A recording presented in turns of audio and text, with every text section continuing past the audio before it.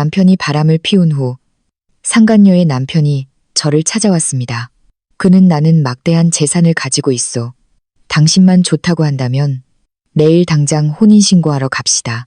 라고 말했습니다. 저는 단 몇 초만 생각하고는 동의했습니다. 저는 강남구에 위치한 한가든 카페의 구석진 자리에 푹 파묻혀 앉아 있었습니다. 이 자리는 제가 직접 고른 곳입니다. 빽빽한 고사리 나무, 그림자 뒤에 숨어 밖의 모든 공간을 볼 수 있지만 밖에서는 제 존재를 알아차리기 어려운 곳이었습니다. 테이블 위에는 오렌지 주스잔에 얼음이 녹은 지 오래되어 밍밍해지고 물과 주스가 뚜렷하게 두 층으로 분리되어 있었습니다. 저로부터 약 10m 떨어진 잉어 연못 바로 옆 6번 테이블에는 제 남편인 박서준이 앉아 있었습니다. 그는 혼자가 아니었습니다. 그의 맞은편에는 과감한 슬릿이 들어간 붉은 실크 드레스를 입고 긴 다리를 뽐내는 여자가 앉아 있었는데 바로 최유진이었습니다. 저는 그녀를 잘 알고 있었습니다. 금융물류업계에서 최유진을 모르는 사람이 있을까요? 해운업계의 진정한 상어인 남강그룹의 회장 김민준의 아내였습니다. 서준이 웃고 있었습니다. 제가 한때 열렬히 사랑했던 그 미소는 원칙주의자이고 딱딱했던 회계팀장이었던 저를 기꺼이 가정으로 돌아오게 만들었습니다. 10년간 직장 생활을 하며 모은 모든 자본을 쏟아부어 그가 건설회사를 차릴 수 있도록 지원했습니다. 제 손으로 직접 고른 플래티넘 결혼 반지를 낀 서준의 손이 대놓고 뻔뻔하게 유진의 손등을 어루만지고 있었습니다. 저는 울지 않았습니다. 눈은 메말라 있었습니다. 32살 10년간 숫자와 씨름하고 건조한 대차대조표와 스트레스 받는 세무조정 기간을 겪으며 저는 냉철한 머리를 갖게 되었습니다. 다만 가슴이 천근의 돌덩이에 짓눌린 듯 무거워 모든 숨통이 막히는 것 같았습니다. 한 달 전 서준은 초췌한 얼굴로 집에 돌아왔습니다. 그는 회사가 큰 법적 문제에 휘말려 모든 자산이 압류될 위기에 처했다고 했습니다. 그는 저에게 위장 이혼 서류에 서명해달라고 설득했습니다. 하윤아, 이건 그냥 형식적인 절차일 뿐이야. 당시 그의 목소리는 애원하는 듯했고 너무나 진심 어려 보여 저는 조금도 의심하지 않았습니다. 이 프로젝트 부지를 매입하려면 내 단독 명의가 필요해. 그래야 자금을 만회할 수 있어. 부부 공동 명의로 되어 있으면 만약 회사가 파산하면 너와 아이들 집까지 은행에 넘어갈 수 있어. 서명해줘. 일이 해결되면 바로 다시 내 명의로 돌려줄게. 저는 남편을 믿었고 미래의 아이들을 위해 가정을 지키고 싶었기 때문에 서명했습니다. 비록 우리에겐 아직 아이가 없었지만 말입니다. 그리고 지금 진실이 제 눈앞에서 펼쳐지고 있었습니다. 프로젝트 부지 같은 것은 애초에 없었습니다. 아내의 희생 위에 새로운 가정을 꾸리려는 배신자 남편이 있을 뿐이었습니다. 충분히 보셨습니까? 머리 위에서 낮고 거친 목소리가 들려와 저는 깜짝 놀랐습니다. 고개를 들어보니 값비싼 수제 회색 정장을 입은 키 큰 남자가 서 있었습니다. 그의 얼굴은 각이 졌고 눈은 깊었지만 겨울 호수처럼 차가웠습니다. 남강그룹의 회장 김민준이었습니다. 저쪽에서 제 남편과 놀아나고 있는 여자의 남편이었습니다. 제가 권하기도 전에 민준은 의자를 끌어당겨 맞은편에 앉았습니다. 그의 태도는 당당했고 명령에 익숙한 사람의 위엄이 느껴졌습니다. 그는 두꺼운 서류 파일을 테이블 위에 올려놓았고 종이가 나무 테이블에 부딪히는 소리가 건조하게 울렸습니다. 당신 남편이 내 돈을 쓰고 있소. 민준이 말했습니다. 마치 월간 재무보고서에 대해 이야기하는 것처럼 평온한 말투였습니다. 그리고 그는 당신을 길거리로 내쫓을 준비도 이미 마쳤지. 저는 서류 파일을 보고 민준을 쳐다보았습니다. 원하는 게 뭐죠? 민준은 바로 대답하지 않았습니다. 그는 서류 파일을 제 쪽으로 밀었습니다. 열어보시오. 5페이지. 저는 떨리는 손가락으로 한 장 한 장 종이를 넘겼습니다. 5페이지는 공증된 합의이혼 확인서 사본이었습니다. 일주일 전에 서명된 것이었고 법원의 붉은 지기는 제 인생에 대한 조롱의 흔적처럼 보였습니다. 어떻게 이럴 수가. 제 목소리가 갈라졌습니다. 그는 아직 제출하지 않았다고 했어요. 이 어려운 시기가 지나면 당신이 서명하자마자 제출했소. 민주는 제 말을 끊었습니다. 그의 목소리는 차갑고 무자비했지만 제가 들어야 할 진실이었습니다. 그리고 당신은 그를 돕기 위해 재산 분할 포기각서에 서명했기 때문에 법적으로 당신은 현재 무일푼이요. 당신이 살고 있는 아파트, 타고 있는 차, 심지어 당신이 그에게 투자하라고 인출해준 공동 계좌의 예금까지 모든 것이 합법적으로 그의 소유가 되었지. 저는 서류 파일을 내려놓았습니다. 배신감과 기만당했다는 느낌이 목구멍에 쓰디쓴 덩어리로 차올랐습니다. 저는 남편뿐만 아니라 자존심과 인간에 대한 믿음까지 잃었습니다. 공인회계사, CPA로서 수많은 기업의 러브콜을 받던 제가 가장 가까운 사람에게 이렇게 고통스럽게 속다니 제 인생에서 가장 잘못된 계산이었고 그 대가는 제 모든 청춘과 재산이었습니다. 민주는 제 표정을 살피더니 평가하는 듯 눈을 가늘게 떴습니다. 슬퍼하는 것만으로는 문제가 해결되지 않소. 당신은 재무 전문가이니 손익의 법칙을 누구보다 잘 알겠지. 당신의 이번 투자는 완전히 실패했소. 손실 처리하고 이제 구조조정을 생각할 때요. 저는 민준을 올려다보며 본래의 평정심을 되찾으려 애썼습니다.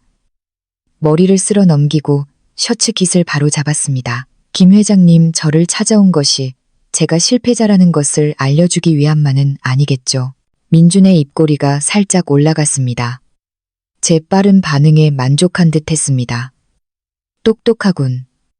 현재 법적으로 당신은 독신이요. 나도 최유진과의 이혼 절차를 마쳤소. 하지만 그녀는 당신보다 한 수 위였지.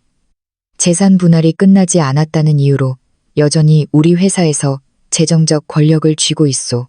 회계부서에 자기 사람을 심어두고 회사 돈을 빼돌려 당신의 전 남편을 먹여 살리고 있지.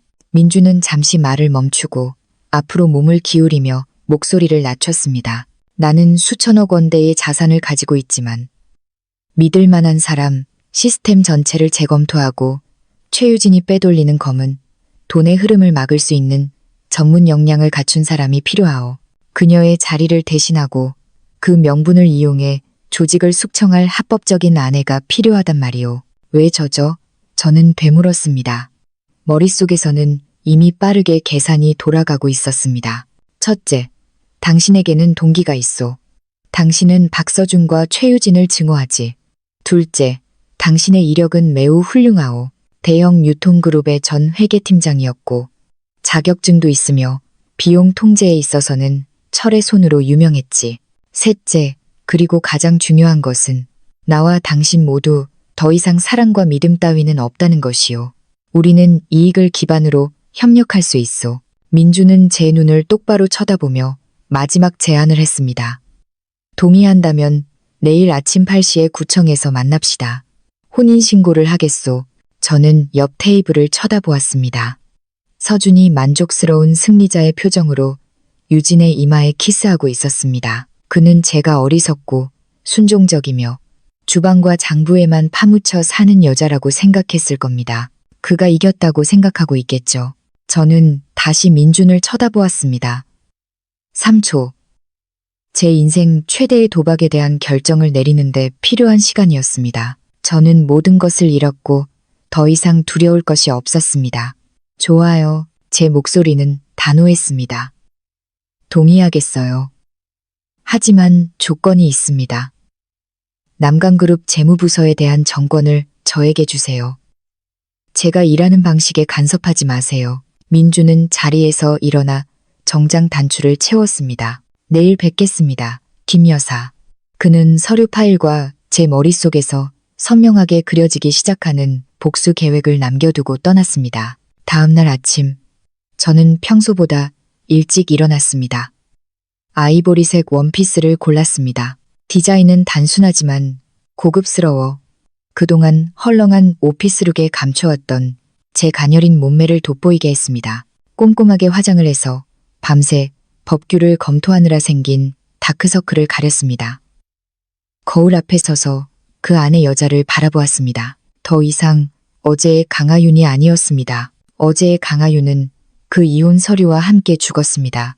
정확히 7시 55분, 저는 구청 앞에 도착했습니다. 번쩍이는 검은색 마이바흐가 제 바로 앞에 멈춰 섰습니다. 차문이 열리고 민준이 내렸습니다. 오늘은 흰 셔츠에 넥타이를 매지 않아 어제보다 젊어 보이고 덜 날카로워 보였습니다. 시간 맞춰 오셨군. 민준이 인사 대신 말했습니다. 직업 정신이죠. 저는 짧게 대답했습니다. 우리는 안으로 들어갔습니다. 민준이 미리 준비해둔 덕분에 혼인신고 절차는 놀라울 정도로 신속하게 진행되었습니다. 펜이 종이에 닿고 제가 김민준의 이름 옆에 제 이름을 서명했을 때 등줄기를 따라 전율이 흘렀습니다. 사랑의 설렘이 아니라 전투를 앞두고 중화기를 지급받은 병사의 흥분이었습니다. 담당 공무원이 우리에게 서류 2부를 건넸습니다. 민준이 받아들고 한 부를 저에게 주었습니다. 남강그룹에 온 걸 환영하오, 여보. 그가 처음으로 호칭을 바꿨습니다. 감사합니다, 여보. 저는 미소를 지었습니다. 업무용 미소였지만 완벽했습니다. 구청 문을 나서자 아침 햇살이 손에 든 서류를 눈부시게 비췄습니다. 저는 휴대폰을 꺼내 민준의 마이바흐 보닛 위에 혼인관계 증명서를 올려놓고 선명하게 사진을 찍었습니다. 사진 속에는 제 이름과 민준의 이름이 나란히 있었고 붉은 직인이 민준의 차머리에 박힌 금장 N 로고 위에 선명하게 찍혔습니다. 저는 카카오톡을 열어내 사랑 서준이라는 미처 바꾸지 못한 이름을 찾았습니다. 사진과 함께 짧고 간결한 메시지를 보냈습니다. 조용히 저를 일찍 해방시켜줘서 고마워요. 덕분에 오늘 아침 남강그룹 회장님의 법적 아내가 될 수 있는 절차를 마칠 수 있었어요. 당신과 그 여자에게 행운을 빌어요. 전송 버튼을 누르자 메시지는 읽음 상태로 바뀌었습니다. 민준은 옆에 서서 제 행동을 지켜보고 있었습니다. 막지 않고 그저 입꼬리를 올릴 뿐이었습니다. 생각보다 호전적이군. 비즈니스에서나 전쟁에서나 기습은 항상 승리의 50%를 결정하죠. 이제 회사로 데려다 주세요. 당장 제 일을 시작해야겠어요. 저는 휴대폰을 가방에 넣었습니다. 남강그룹 본사로 가는 길에 민준은 저에게 사원증과 임명장을 건넸습니다. 재무이사. 저는 눈썹을 치켜떴습니다. 이렇게 바로 저에게 이 자리를 맡기시는 건가요? 당신을 믿는 게 아니오. 당신의 증오심과 능력을 믿는 거지. 민준은 솔직하게 말했습니다. 이 자리는 이전에 최유진이 꼭두각시인 전 회계팀장을 통해 장악하고 있었소.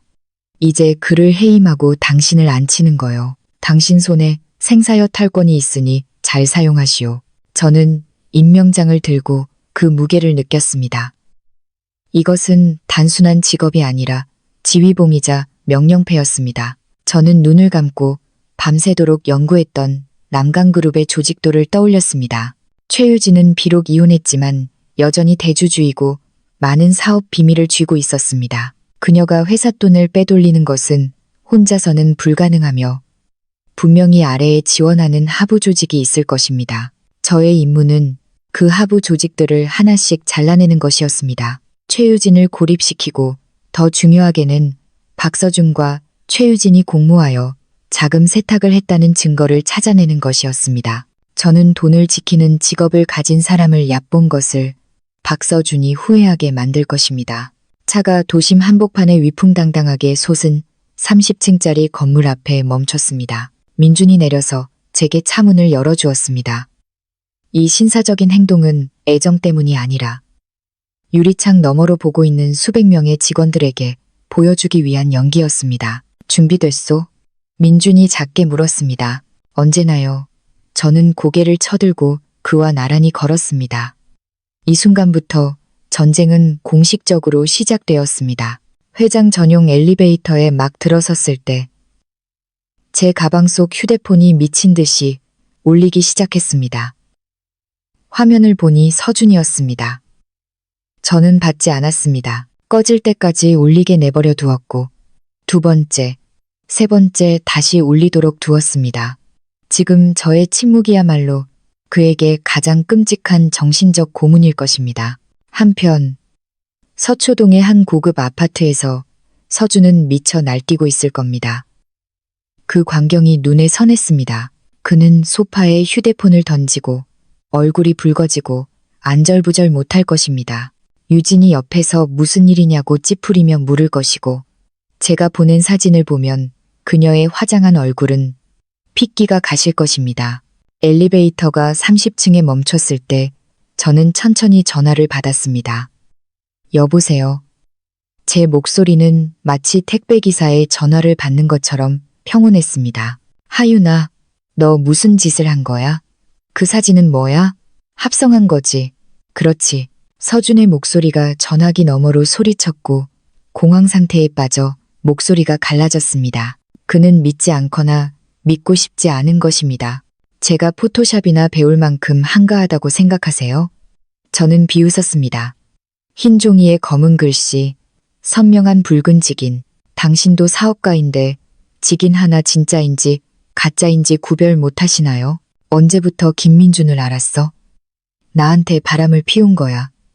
서준은 비난의 목소리를 내기 시작했습니다. 도둑이 제 발처리는 격의 상투적인 변명이었습니다. 당신의 생각으로 다른 사람을 재단하지 마세요. 저는 말을 끊었습니다. 목소리가 날카로워졌습니다. 당신이 내 뒤에서 몰래 이혼 절차를 밟았잖아요.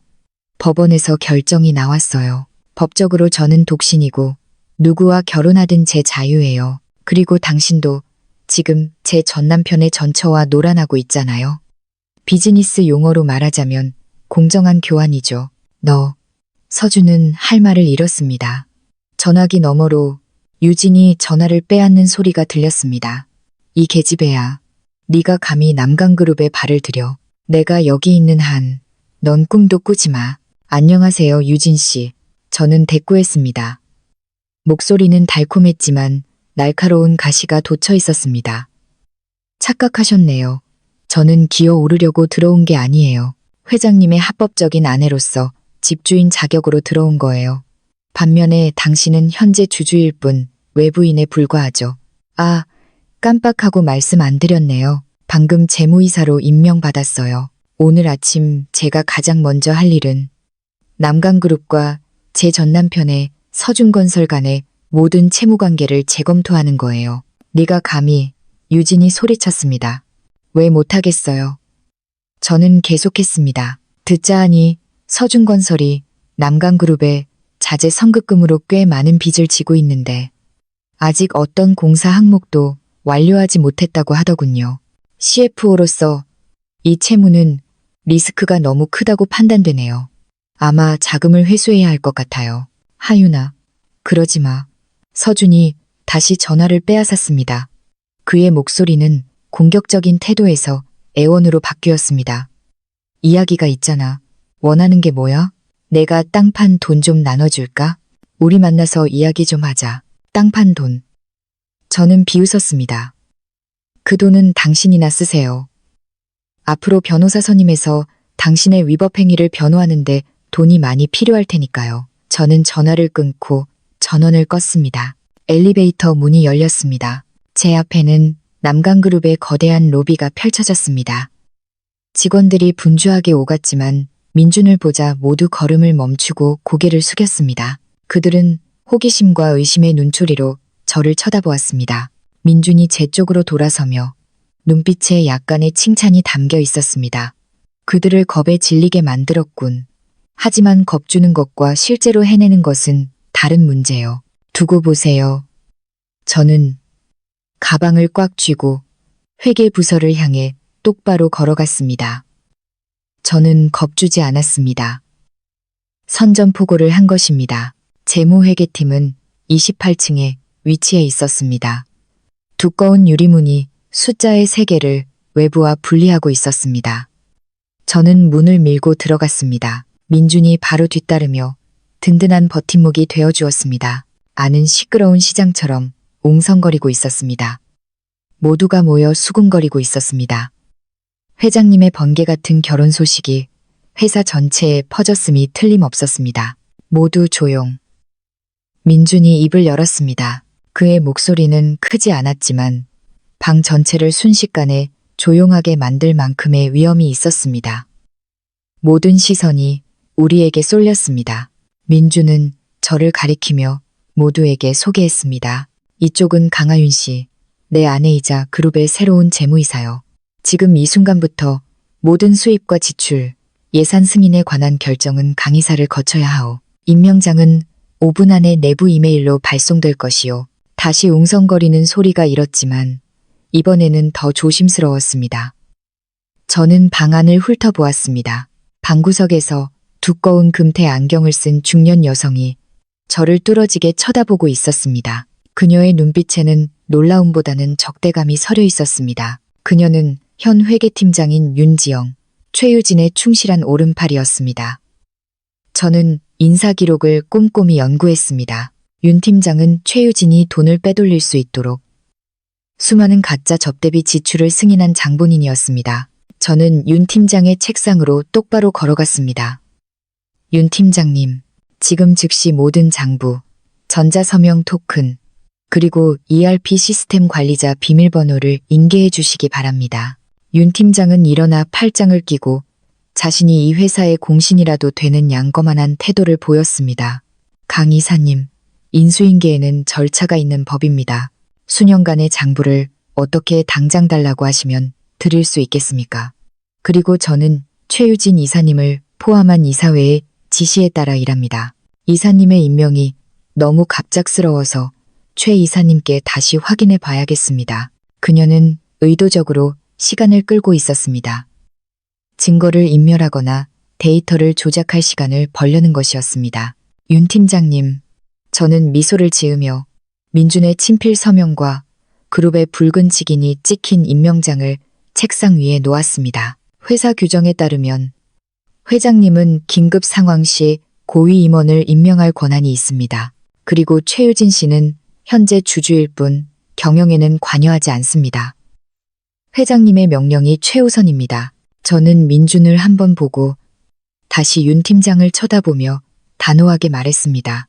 만약 15분 안에 모든 것을 인계하지 않으시면 상부 명령 불복종과 업무 방해를 사유로 즉시 해고 절차를 밟겠습니다. 동시에 팀장님의 모든 컴퓨터를 봉인하고 횡령 혐의로 경찰 조사를 의뢰하겠습니다. 선택하세요. 조용히 인계하고 나가시겠습니까? 아니면 수갑을 차고 나가시겠습니까? 윤 팀장의 얼굴이 새파랗게 질렸습니다. 그녀는 제가 이렇게 강경하게 나오고 법을 잘 알고 있을 줄은 몰랐던 것입니다. 그녀는 도움을 청하듯 민준을 쳐다보았지만 민준은 팔짱을 끼고 지켜볼 뿐이었습니다. 나는 내 아내를 전적으로 지지한다는 표정이었습니다. 윤 팀장은 떨리는 손으로 서랍을 열어 열쇠 꾸러미와 토큰 장치를 꺼냈습니다. 인계하겠습니다. 좋습니다. 저는 숨죽여 지켜보던 직원들을 향해 돌아섰습니다. 오늘부터 업무 절차가 변경됩니다. 5천만 원 이상의 모든 지출은 저에게 직접 보고해야 합니다.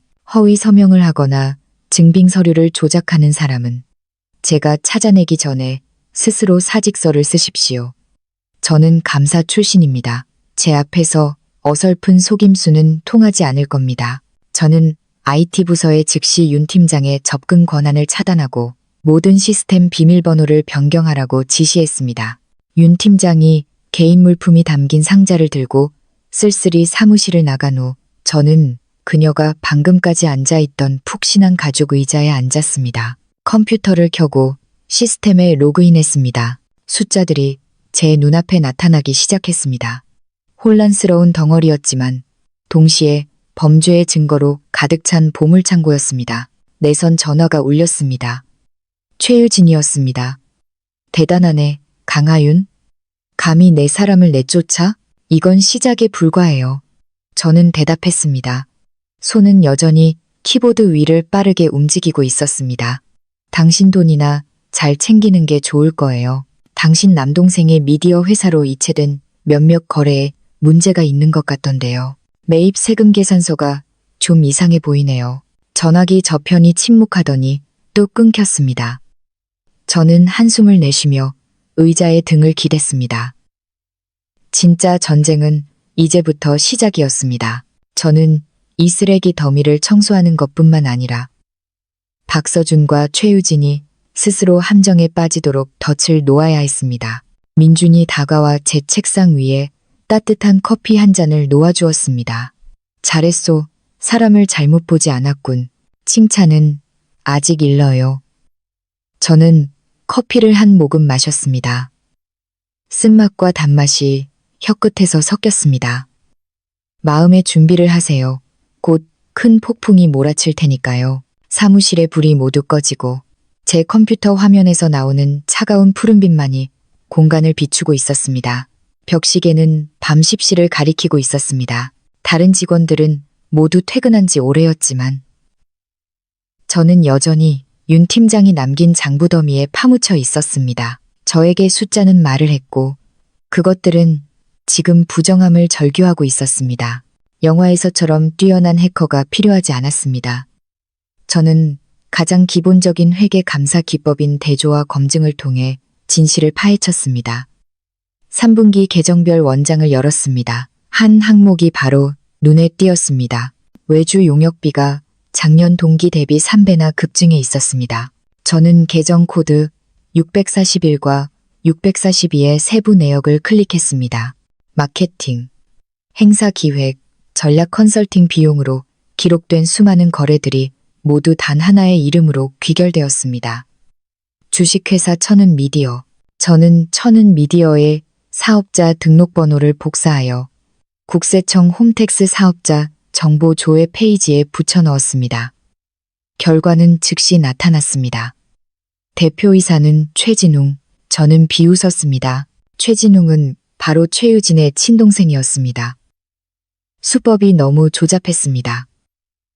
남편의 주머니에서 동생의 주머니로 그리고 다시 자신의 주머니로 돈을 옮긴 것입니다. 저는 계속해서 천은미디어로부터 받은 모든 전자 세금 계산서를 조회했습니다. 총액은 6개월 만에 1,500억 원이 넘었습니다. 세금 계산서의 내용은 물류 솔루션 컨설팅 비용, 고객 초청회 개최 비용 등 매우 포괄적이었습니다. 하지만 제가 행사 개최일로 기록된 날짜에 회사 활동 기록과 대조해 본 결과 어떠한 행사도 열리지 않았고 초대 손님 명단도 사진도 계약 완료 보고서도 없었습니다. 이것은 명백히 회사 돈을 빼돌리고 법인세를 탈루하기 위한 허위 세금 계산서 거래 행위였습니다. 저는 의심스러운 모든 거래 내역과 세금 계산서를 출력하여 붉은색 파일에 철했습니다. 이것은 빙산의 일각에 불과했습니다. 저는 미지급금 내역을 더 깊이 파고들 필요가 있었습니다. 매입 채무 계정인 331번 계정을 살펴보았습니다. 서준의 회사 이름이 보였습니다. 서준건설. 미지급 잔액이 500억 원에 달했습니다. 계약 세부 내역을 열어보았습니다. 남강그룹은 서준건설과 부산항 창고 시스템 보수 및 증축 계약을 체결했습니다. 계약일은 3개월 전이었고 남강그룹은 계약금의 50%에 해당하는 500억 원을 이미 선지급했습니다. 하지만 제가 공사 진행 보고서를 확인했을 때 완료된 공사량 항목은 여전히 0이었습니다. 즉, 서준은 남강그룹으로부터 500억 원을 받았지만 말뚝 하나 받거나 벽돌 한 장 쌓지 않은 것입니다. 저는 창고관리 프로젝트 팀장에게 전화를 걸었습니다. 김 부장님. 네, 강 이사님. 김 부장의 목소리는 잠이 덜 깬 듯 했습니다. 이 시간에 죄송합니다. 서준건설이 시공하는 부산항 창고 증축 프로젝트에 대해 여쭤볼 게 있어서요. 현재 상황이 어떻습니까? 전화기 저편에서 잠시 침묵이 흐르더니 쭈뼛거리며 대답했습니다. 그쪽에서 아직 장비를 들여오지 않았습니다. 제가 여러 번 재촉했는데 그쪽 사장이 계속 자재 수입 중이라며 미루더군요. 최유진 이사님도 그냥 좀 기다려주라고 지시하셨고요. 알겠습니다. 감사합니다. 내일 아침까지 감리 확인서가 첨부된 현황 보고서를 보내주세요. 저는 전화를 끊었습니다. 이제 모든 것이 명확해졌습니다.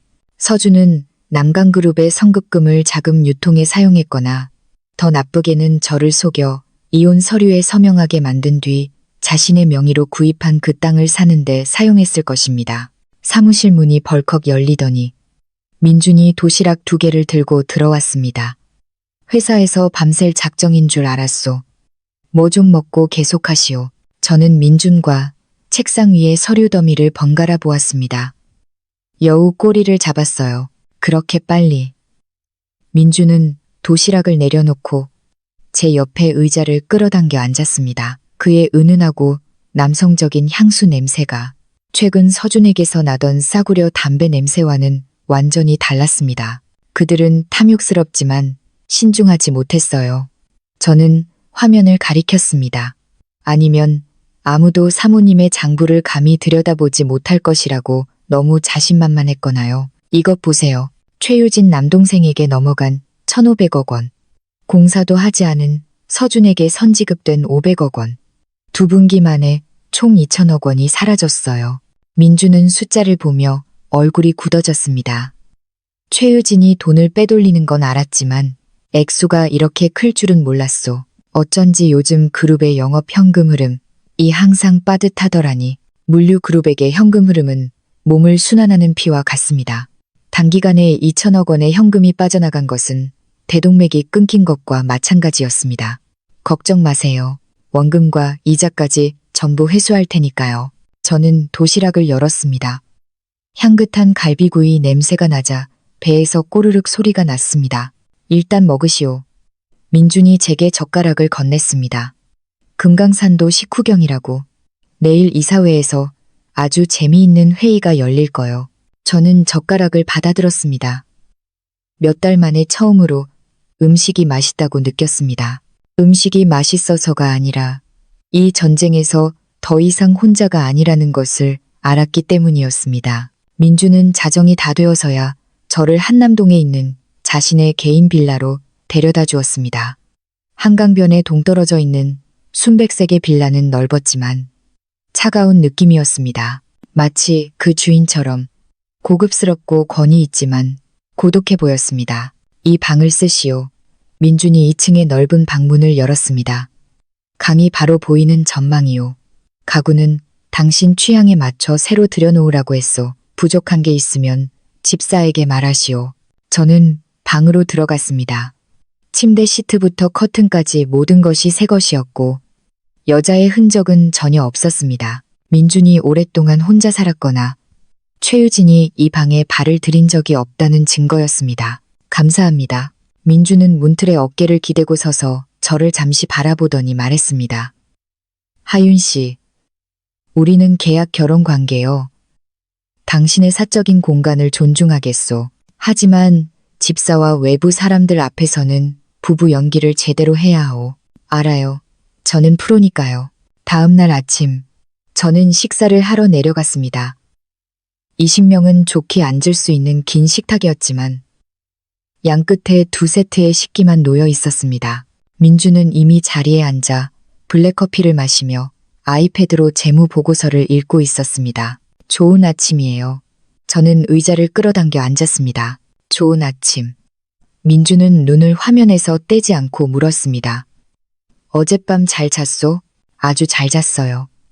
서준의 집에서 한 달 내내 잤던 소파보다 침대가 훨씬 편안하더군요. 가정부가 뜨끈한 소고기 쌀국수 2그릇을 내왔습니다. 저는 김이 모락모락 나는 쌀국수를 보며 문득 마음이 가라앉는 것을 느꼈습니다. 누군가 저를 위해 밥을 차려준 것이 얼마만인지. 서준의 집에서는 항상 제가 가장 먼저 일어나 온 가족의 아침을 준비하고 서준의 옷을 다린 후에야 허겁지겁 출근했습니다. 왜 그러시오? 입에 안 맞소? 민준이 고개를 들어 저를 보았습니다. 아니요. 저는 고개를 저으며 숟가락을 들었습니다. 그냥 좀 낯설어서요. 우리는 잠시 침묵 속에서 식사를 했습니다. 그때 민준이 갑자기 입을 열었습니다. 오늘 서준건설의 채무는 어떻게 처리할 생각이요? 저는 쌀국수를 삼키고 냅킨으로 입을 닦은 후 또렷하게 대답했습니다. 보통의 방법으로는 빚을 독촉하지 않을 겁니다. 내용 증명을 보내면 그는 미루거나 지급 불능을 선언할 테니까요. 저는 바람을 빌려 돛을 단다는 계책을 쓸 겁니다. 구체적으로. 민주는 흥미로운 표정을 지었습니다. 그 선급금을 보증한 은행에 공문을 보낼 겁니다. 계약서에는 계약 이행 보증과 선급금 보증 조항이 있습니다. 만약 서준건설이 공사를 이행하지 않으면 은행은 남강그룹에 돈을 반환할 의무가 있습니다. 그 후에는 은행이 알아서 서준의 빚을 받아내겠죠. 민준이 웃음을 터뜨렸습니다. 크고 상쾌한 웃음소리였습니다. 악랄하군. 은행이 개입하면 그는 집을 팔아서 빚을 갚는 수밖에 없겠지. 그러지 않으면 불량 채무자로 낙인 찍힐 테고 5등급으로 분류되면 앞으로 단 1원도 대출받기 어려울 거요. 그게 다가 아니에요. 저는 계속했습니다. 눈빛이 날카로워졌습니다.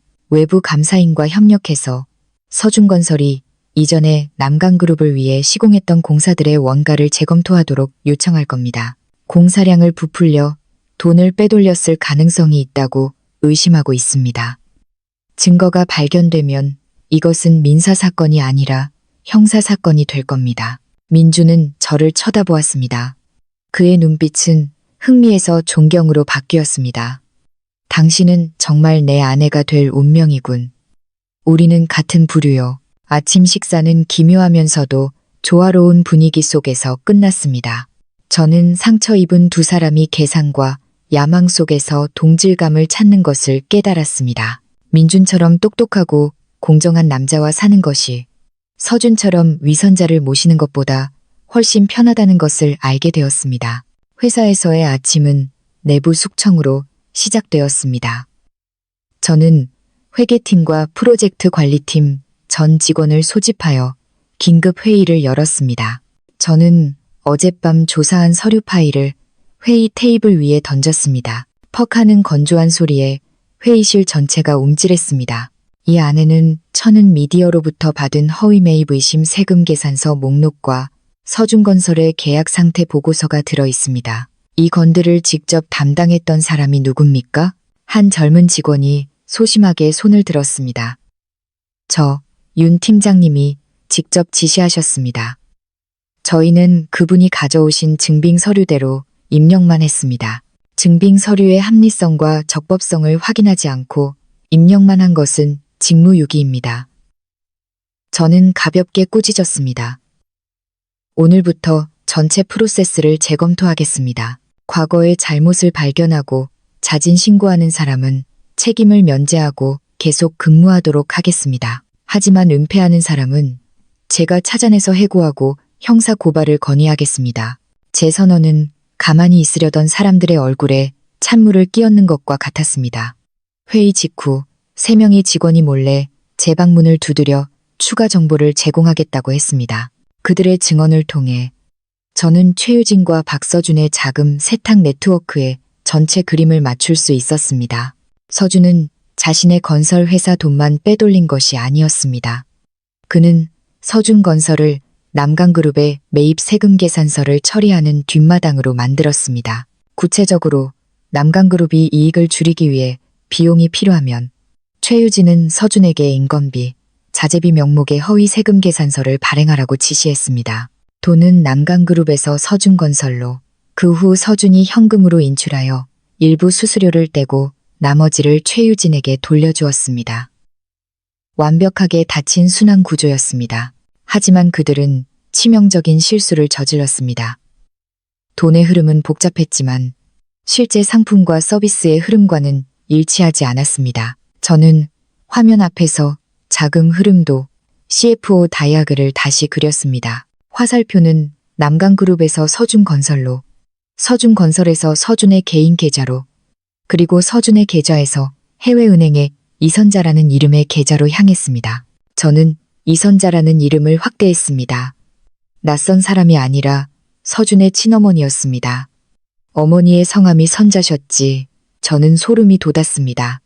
서준은 검은 돈을 받기 위해 친어머니의 계좌를 사용했습니다. 그는 저뿐만 아니라 시골에 계신 늙은 어머니까지 아무것도 모르는 채로 법의 심판대에 세운 것입니다. 그의 잔인함은 인간의 도덕성 바닥까지 닿아 있었습니다. 사무실 문이 다시 열렸습니다. 이번에는 민준이 아니라 최유진이었습니다. 그녀는 노크도 없이 쳐들어왔고 뒤에는 덩치 큰 경호원 2명이 따랐습니다. 무슨 짓이야? 왜 은행이 서준건설 계좌를 동결시킨 거야? 최유진이 으르렁거리며 제 책상을 손으로 내리쳤습니다. 저는 태연하게 안경을 벗고 그녀를 쳐다보았습니다. 안녕하세요, 최 이사님. 제 방에 노크도 없이 들어오시는 건 회사 규정 위반입니다. 그리고 파트너사의 계좌를 은행이 동결시킨 것은 은행의 일인데 왜 저에게 물으시죠? 아니면 제 전남편 회사에 무슨 이해관계라도 있으신가요? 헛소리 집어치워. 네가 성급금 회수 요청 공문을 보냈잖아. 안 그래? 서준이 숨통을 끊어놓으려는 거지. 저는 CFO로서 제 직무를 다했을 뿐입니다. 주주들의 돈을 잃게 할 수는 없습니다. 500억 원은 적은 돈이 아닙니다. 만약 서준건설이 시공 능력을 증명한다면 은행은 다시 계좌를 열어줄 겁니다. 너무 과민 반응하시는군요. 최유진은 이를 갈았습니다. 대단하네. 경고하는데 내 이익에 손을 대면 넌 사는 게 지옥 같을 거야. 김민준이 널 사랑하는 줄 알아? 그는 널 이용하는 것뿐이야. 적어도 그는 저를 공개적이고 합법적으로 이용하죠. 저는 일어나 최유진과 마주섰습니다. 제 키는 그녀에게 뒤지지 않았습니다. 하지만 당신과 서준은 다른 사람들 뒤에서 몰래 숨어서 움직이죠. 그런 사람들이야말로 경멸받아 마땅해요. 서준에게 전하세요. 빚 갚을 돈이나 준비하라고. 마감일은 3일 후예요. 최유진은 흥 소리를 내며 휙 돌아서 나가버렸습니다. 저는 그녀가 두려워하고 있다는 것을 알았습니다. 그녀의 문어발이 제게 하나씩 잘려나가고 있었습니다. 3일 후 제 예상대로 서준은 은행에 갚을 돈을 마련하지 못했습니다. 그는 막다른 골목에 몰렸고 상처 입은 짐승은 보통 미친 듯이 물어뜯습니다. 월요일 아침 남강그룹 전 직원의 메일함으로 익명의 이메일 한 통이 발송되었습니다. 링크와 함께 이메일 제목은 매우 선정적이었습니다. 신임 재무이사의 진실, M&A 전문가인가, 고급 스폰서녀인가. 링크 안에는 정교하게 편집된 영상이 있었습니다. 제가 호텔에 들어가는 장면은 사실 예전에 감사 고객을 만나러 간 것이었는데 민감한 소리와 교묘하게 합성되어 있었습니다. 아래에는 제가 오래전부터 민준과 불륜 관계였고 서준의 재산을 빼앗기 위해 공모한 뒤 그를 버리고 재벌에게 달려갔다는 날조된 글이 있었습니다. 회사 전체가 술렁거렸습니다. 저를 바라보는 눈빛은 경외에서 경멸과 호기심으로 바뀌었습니다. 저는 사무실에 앉아 컴퓨터 마우스를 꽉 쥐었습니다. 서준은 제가 생각했던 것보다 더 비열했습니다. 그는 여론을 이용해 제 명예를 죽이고 저를 사임시키려 했습니다. 제 휴대폰이 울렸습니다. 민준이었습니다. 그 이메일 봤소? 민준의 목소리는 이상할 정도로 침착했습니다. 봤어요. 아주 더럽게 노네요. 걱정 마시오. 사무실에 가만히 있어요. 밖으로 나오지 말고 내가 처리하겠소. 5분 후 건물 전체에 안내방송이 울려 퍼졌습니다. 민준의 단호한 목소리가 1층 로비의 전 직원을 즉시 집결시키라고 요구했습니다. 저도 내려갔습니다.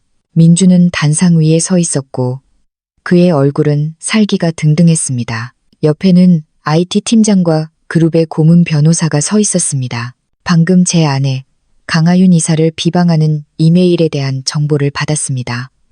민준의 목소리가 로비 전체에 울려 퍼졌습니다. 이것은 명백한 허위 사실 유포 행위임을 분명히 밝힙니다. IT팀에서 메일을 보낸 IP 주소를 추적한 결과 서준건설의 대표 박서준 씨의 자택 근처 PC방에서 발송된 것으로 확인되었습니다. 민준이 신호를 보내자 뒤쪽의 대형 스크린에 PC방 CCTV 영상이 나타났습니다. 모자를 눌러쓰고 마스크를 쓴 서준이 이메일이 발송된 시간에 컴퓨터 자판을 두드리고 있는 모습이 선명하게 찍혀 있었습니다. 로비 전체가 웅성거렸습니다. 우리 변호인단이 박서준 씨를 형법에 따라 허위사실 유포 및 명예훼손 혐의로 고소하는 절차를 밟고 있습니다. 민준은 계속했습니다. 동시에 한 가지 더 공지하겠습니다.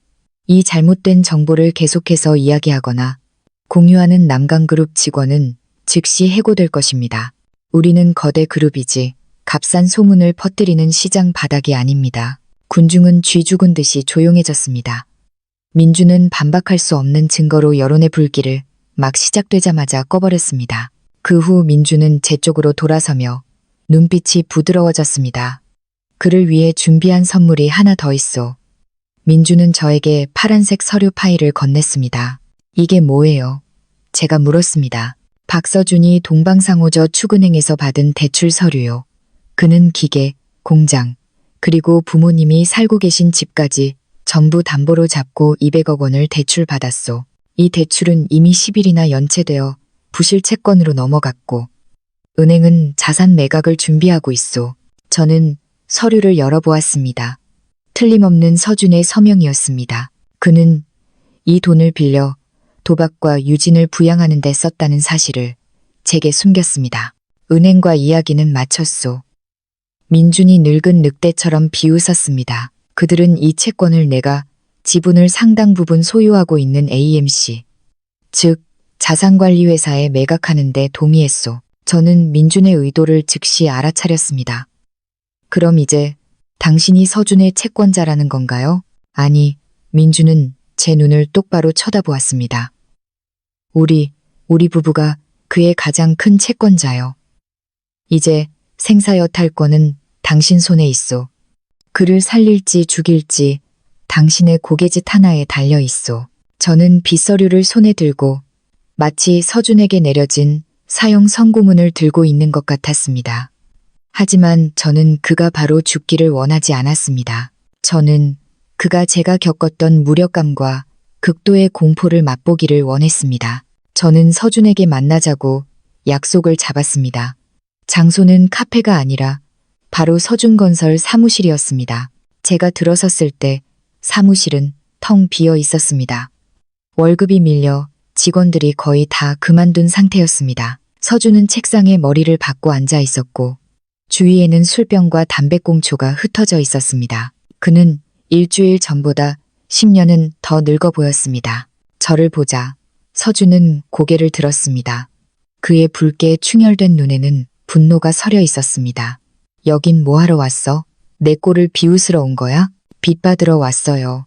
저는 차갑게 서류 파일을 책상 위에 놓았습니다. 서준은 힐끗 쳐다보더니 비웃었습니다. 빚? 난 은행에 빚졌지. 너한테 빚진 거 없어. 나 협박할 생각 마. 은행이라고 해봐야 기껏해야 공장 압류하는 게 다야.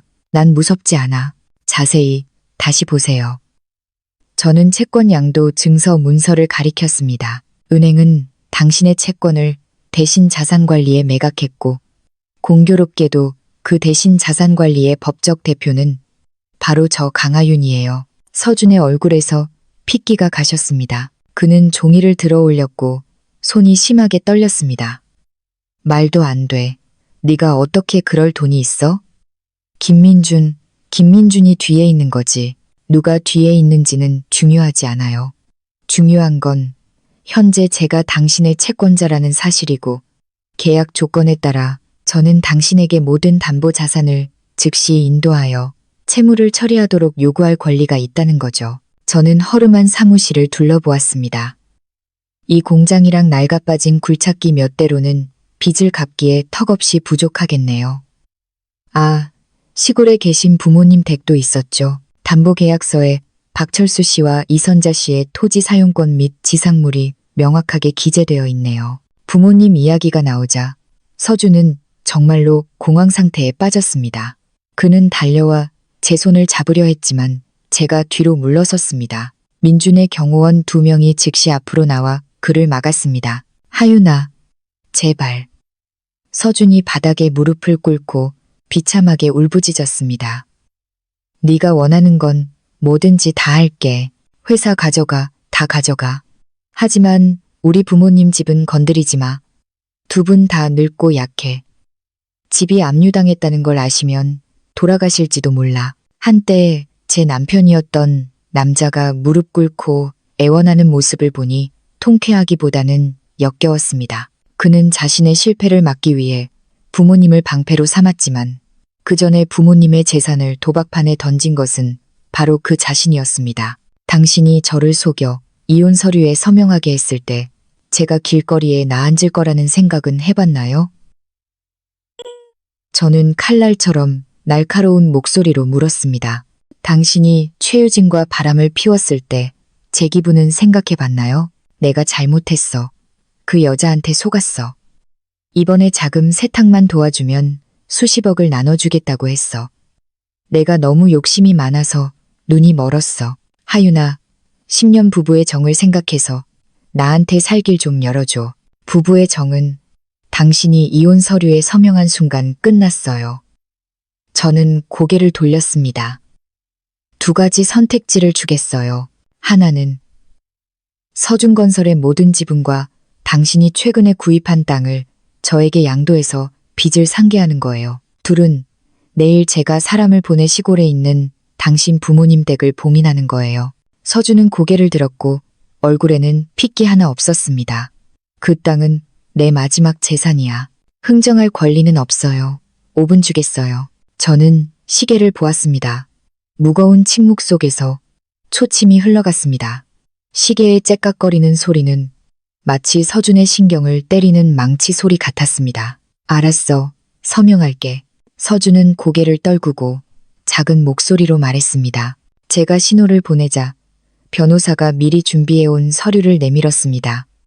서준은 떨리는 손으로 펜을 잡고 한 장 한 장 서명했습니다. 서명 하나하나가 그의 생명력을 앗아가는 것 같았습니다. 서명이 끝난 서류를 들고 저는 안도감을 느꼈습니다. 제게 속했던 것을 되찾았고 그 이상으로 그의 불법적인 돈벌이 수단을 빼앗았습니다. 이제 당신은 무일 뿐이에요, 서준 씨. 저는 문을 나서기 전 마지막으로 말했습니다. 똑바로 사세요. 당신 부모님 더 이상 고생시키지 말고요. 서준건설 사무실에서 나오니 민준이 차 안에서 기다리고 있었습니다. 그는 저를 보며 미소를 지었습니다. 끝났소. 네, 끝났어요. 서명했어요. 기분이 좋소? 저는 의자에 머리를 기대고 붐비는 거리를 바라보았습니다. 썩 좋지는 않지만 공평하다고 생각해요. 개인적인 복수는 절반 정도 이루어진 셈이었습니다. 하지만 최유진과 그녀 뒤에 있는 자금 세탁 제국과의 전쟁은 이제부터가 진짜 힘든 싸움이었습니다. 서준은 졸에 불과했고 최유진이야말로 이 체스판의 퀸이었습니다. 그리고 저는 그녀가 서준이 쓰러진 것을 보고 가만히 있지 않을 것이라는 것을 알았습니다. 저는 서준에 대한 승리에 취해 있을 여유가 없었습니다. 저에게 그는 최유진이 조종하는 거대한 체스판 위에 졸에 불과했습니다. 진짜 적은 여전히 어둠 속에 앉아 있었습니다. 그리고 그녀를 빛으로 끌어내기 위해서는 또 다른 졸이 필요했습니다. 최유진의 가장 가까운 동맹이었던 윤지영 팀장이었습니다. 남강그룹에서 쫓겨난 후 윤 팀장은 실업자 신세가 되었습니다. 직업윤리 위반으로 해고되었다는 불명예스러운 이력 때문에 어떤 회사도 그녀를 받아주지 않았습니다. 저는 사설 탐정을 고용하여 그녀를 미행했고 윤 팀장이 교회에 허름한 임대주택에서 힘들게 살고 있다는 것을 알게 되었습니다. 매일 도박 빚쟁이들에게 시달리고 있었습니다. 저는 다음 수를 두기로 결심했습니다. 수요일 오후 저는 윤 팀장과 약속한 강북의 한적한 카페로 차를 몰았습니다. 제가 들어섰을 때 윤 팀장은 방구석에 웅크리고 앉아 떨리는 손으로 물잔을 들고 있었습니다. 그녀는 회계팀에서 거만하게 굴던 시절보다 10년은 더 늙어 보였습니다. 저를 보자 윤 팀장의 눈에는 극도의 공포가 서렸습니다. 그녀는 일어나 도망치려 했습니다. 앉으세요. 저는 말했습니다. 제 목소리는 평온했지만 그녀를 붙잡아 둘 만큼의 위험이 있었습니다. 이 문을 나서면 저는 이 서류 파일을 즉시 경찰에 넘길 겁니다. 저는 갈색 봉투를 테이블 위에 올려놓았습니다. 윤 팀장은 그것을 뚫어지게 쳐다보며 침을 삼켰습니다. 원하는 게 뭐예요? 저는 이미 퇴사했고 더 이상 당신이 가져갈 것도 없어요. 퇴사는 하셨지만 죄는 여전히 남아있죠. 저는 봉투를 열어 종이 몇 장을 꺼냈습니다. 이건 팀장님이 지난 3년간 자동차 정비소와 공모하여 회사 컨테이너 차량의 유지보수 비용을 부풀려온 증거입니다. 개인적으로 챙긴 돈이 총 20억 원이 넘더군요. 이건 업무상 횡령죄에 해당하고 형량은 15년에서 20년까지 나올 수 있습니다. 윤 팀장의 얼굴에서 핏기가 가셨습니다. 그녀는 테이블 앞에서 벌벌 떨며 무릎을 꿇었습니다. 강 이사님, 제발 용서해 주세요. 저에게는 늙은 어머니와 어린 자식이 있습니다. 감옥에 갈 수는 없어요. 그 돈은 제가 다 도박으로 날렸습니다. 이제 갚을 능력도 없어요.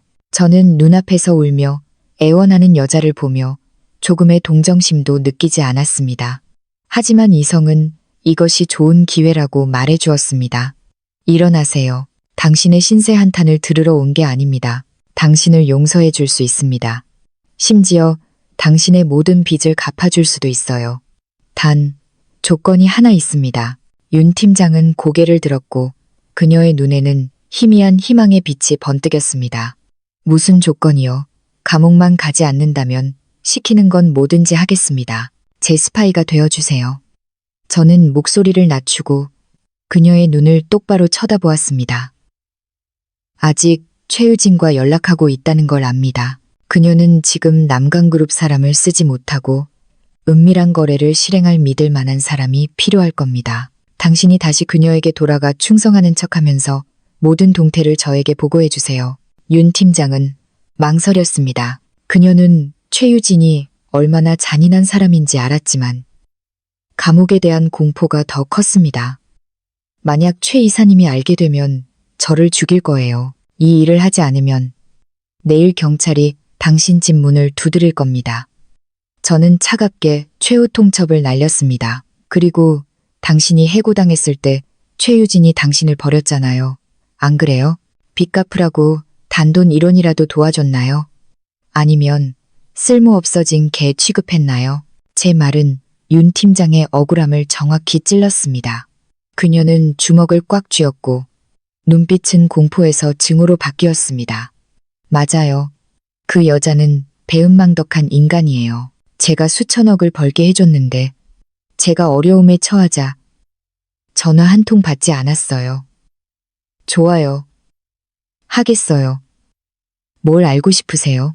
최유진이 재산을 어디로 빼돌리고 있는지 알고 싶어요. 듣자 하니 급하게 현금을 모으고 있다고 하더군요. 윤 팀장은 주위를 두리번거리더니 제 귀에 대고 속삭였습니다. 큰 거 한 방을 준비하고 있어요. 그녀는 강릉과 부산에 있는 땅 몇 개를 급하게 팔아서 약 3천억 원을 모았어요. 이번 주 금요일 오후에 이 돈을 투자 자문 계약이라는 명목으로 사이프러스에 있는 페이퍼 컴퍼니로 송금할 계획이에요. 돈이 무사히 넘어가면 그녀는 그곳으로 날아가 정착할 거고 한국에 남은 빚더미는 남강그룹이 떠안게 되겠죠. 3천억 원, 엄청난 액수였습니다. 만약 최유진이 이 일을 성공시킨다면 남강그룹은 심각한 손실을 입게 될 것입니다. 현금 흐름이 끊기고 더 중요하게는 그녀는 멋지게 법망을 빠져나갈 것입니다. 어느 은행을 통해 거래할지 아세요? VIP 국제은행 강남 지점이요. 그곳 지점장과 아주 막역한 사이라서 국제 송금 명령을 신속하게 처리해 줄 거예요. 저는 미소를 지었습니다. 이 정보는 천금과도 같았습니다. 아주 좋아요. 계속해서 감시하고 그녀가 명령을 실행하는 정확한 시간을 알려주세요. 이 일이 끝나면 당신의 횡령 증거 서류는 불태워버리고 새로운 삶을 시작할 수 있도록 자금도 두둑하게 챙겨주겠어요. 윤 팀장은 연신 고개를 끄덕였습니다. 저는 일어나서 찻값을 테이블 위에 두고 밖으로 나갔습니다. 오후의 햇살이 길 위에 제 그림자를 길게 늘어뜨렸습니다. 완벽한 체포 계획이 제 머릿속에서 그려졌습니다. 이번 주 금요일 오후는 최유진에게 잊을 수 없는 오후가 될 것입니다. 금요일 오후 제 사무실의 공기는 팽팽한 활시위처럼 긴장감이 감돌았습니다. 밖에는 비가 세차게 내리고 있었습니다. 빗방울이 유리창을 강하게 때리는 소리가 안의 고요한 공간을 찢어버릴 것 같았습니다. 저는 컴퓨터 화면 앞에 앉아 있었는데 거기에는 남강그룹이 사용하는 은행 시스템의 자금 관리, 캐시 매니지먼트, 인터페이스가 표시되어 있었습니다. 민주는 맞은편 의자에 앉아 서명용 펜을 빙빙 돌리며 휴대폰에서 눈을 떼지 않았습니다. 우리는 윤 팀장으로부터의 메시지를 기다리고 있었습니다. 오후 2시 30분. 아직 아무런 움직임이 없었습니다. 만약 최유진이 당일 국제 송금을 원한다면 반드시 마감 시간 전에 명령을 실행해야 했습니다. 국제 결제 시스템인 SWIFT의 거래 마감 시간은 보통 오후 3시 30분이거나 늦어도 오후 4시였습니다. 그 시간이 지나면 명령은 다음 주 월요일로 넘어가게 됩니다. 도망치려는 최유진 같은 사람에게 하루는 너무나 길고 위험한 시간이었습니다. 오후 2시 45분 제 휴대폰이 울렸습니다. 윤 팀장으로부터의 메시지였습니다. 방금 은행에 도착했어요. VIP실로 들어가서 지점장을 만나고 있어요. 물고기가 그물에 들어왔어요. 제가 민준에게 말했습니다. 그녀는 지금 은행에 있어요. 민준은 고개를 끄덕였고 얼굴이 굳어졌습니다. 확실히 막을 수 있겠소? 돈이 한국 국경을 벗어나면 완전히 잃는 거요. 걱정 마세요. 제가 이미 하늘의 그물을 준비해 뒀으니까요. 저는 다른 채팅창을 열어 대학 시절 동기이자 VIP 은행의 기업 고객 부문장인 박 부장에게 메시지를 보냈습니다. 저는 이미 박 부장에게 최유진의 계좌와 관련된 사기 거래 징후가 있다고 경고해 두었습니다. 남강그룹의 CFO로서 저는 분쟁 중인 대주주와 관련된 계좌의 비정상적인 거래에 대해 동결 또는 재검토를 요청할 권리가 있었습니다. 오후 3시 10분 시스템에서 잔액 변동 알림 메시지가 떴습니다. 최유진의 개인 계좌에서 3천억 원의 송금 명령이 막 생성되었습니다. 내용 투자 자문 계약일 2023호 대금 지급 수지인 써니 인베스트먼트 콥 사이프러스 이거예요. 저는 화면을 가리켰습니다. 명령은 승인 대기 상태였습니다. 즉시 저는 박 부장에게 전화를 걸었습니다. 박 부장, 방금 시스템에 3천억 원 송금 명령이 올라왔어. 내가 말했던 횡령 자금이야. 당장 막아줘. 전화기 저편에서 키보드를 두드리는 소리가 들렸습니다. 봤어, 하윤아. 액수가 정말 크네. 그런데 지점에서 지금 급하게 승인을 밀어붙이고 있어. 지점장이 VIP 고객이고 서류도 무역 계약서까지 완벽하다고 하네. 내가 이유 없이 막으면 민원이 들어올 거야. 그 서류는 가짜야. 선의 인베스트먼트는 유령 회사라고. 저는 빠르고 단호하게 말했습니다. 방금 법원에서 최유진의 재산 분할 소송을 접수했다는 내용의 재산 동결, 긴급 요청 공문을 보내고 있어. 너는 그냥 컴플라이언스 리스크 경고 시스템을 이유로 그 명령을 보류시켜 3시 30분까지만 버티면 그녀는 끝이야. 알았어. 널 믿을게. 컴플라이언스 통제 부서로 서류를 넘겨서 정밀 검토하도록 할게. 최소 2시간은 걸릴 거야. 마감 시간 지나면 하늘이 두 쪽 나도 송금 못해. 저는 전화를 끊고 안도의 한숨을 내쉬었습니다. 화면에서 명령의 상태가 승인 대기에서 검토 중으로 바뀌었습니다. 은행 VIP실에서는 지금쯤 혼란스러운 광경이 펼쳐지고 있을 겁니다. 최유진은 안절부절 못하고 있을 것입니다. 그녀는 시계를 쳐다보았을 겁니다. 오후 3시 20분, 국제거래 마감까지 단 10분 남았습니다. 윤 팀장에게서 다시 메시지가 왔습니다. 그녀가 은행 직원에게 소리치고 있어요. 총재를 만나게 해달라고 난리예요. 얼굴이 시뻘개졌어요. 그냥 소리치게 놔둬요. 저는 답장했습니다. 지금쯤 총재는 저와 회의 중일 테니까요. 사실 어떤 회의도 없었습니다. 하지만 저는 은행의 절차를 알고 있었습니다. 거래가 고위험으로 분류되면 아무도 함부로 승인 서명을 하지 못합니다. 특히 자금 세탁 방지 규정이 강화되고 있는 상황에서는 더욱 그렇습니다. 오후 3시 30분 SWIFT 시스템이 마감되었습니다. 최유진의 송금 명령은 합법적인 자금 출처를 증명하는 증빙 서류 보완 필요라는 사유로 공식적으로 거부되었습니다. 돈은 계좌에 그대로 있었지만 동결되었습니다. 최유진은 돈을 보낼 수도 현금으로 인출할 수도 없게 되었습니다. 민주는 존경의 눈빛으로 저를 쳐다보았습니다. 그는 일어나서 와인 한 잔을 따라 저에게 건넸습니다. 축하하오. 완벽한 노가웃이었소. 당신은 돈을 지켜냈을 뿐만 아니라 그녀의 퇴로까지 막아버렸소. 저는 와인잔을 들고 가볍게 흔들었습니다. 와인의 붉은 빛이 적의 피처럼 일렁였습니다. 아직 끝나지 않았어요. 짐승은 막다른 골목에 몰리면 동족을 물어뜯기 마련이죠. 최유진이 돈을 잃었으니 가장 먼저 분풀이할 대상은 서준일 거예요. 이제 다음 막에서 펼쳐질 재미있는 연극을 기다려보죠. 제 예상대로 은행에서의 실패는 최유진을 광난 상태로 몰아넣었습니다. 그녀는 자신의 완벽한 탈출 계획이 어이없는 기술적인 이유로 막판에 좌절되었다는 것을 믿을 수 없었습니다.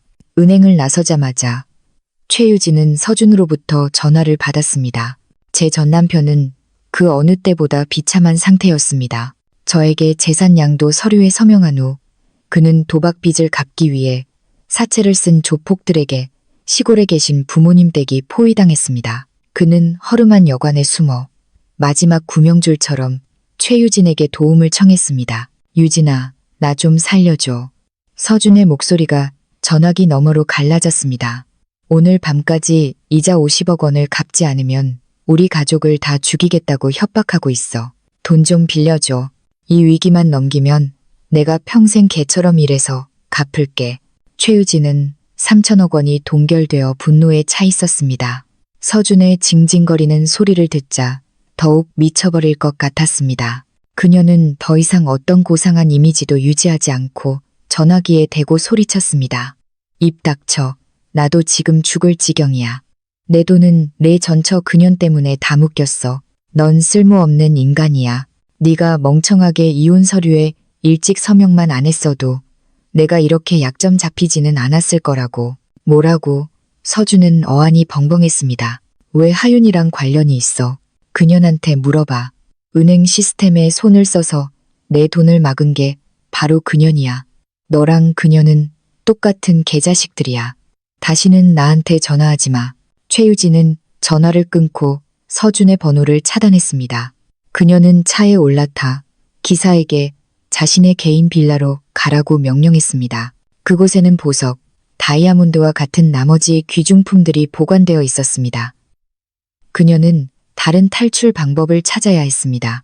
아마도 캄보디아 국경을 통한 육로 탈출일 것입니다. 전화기 저편에서 서준은 힘없이 휴대폰을 내려놓았습니다.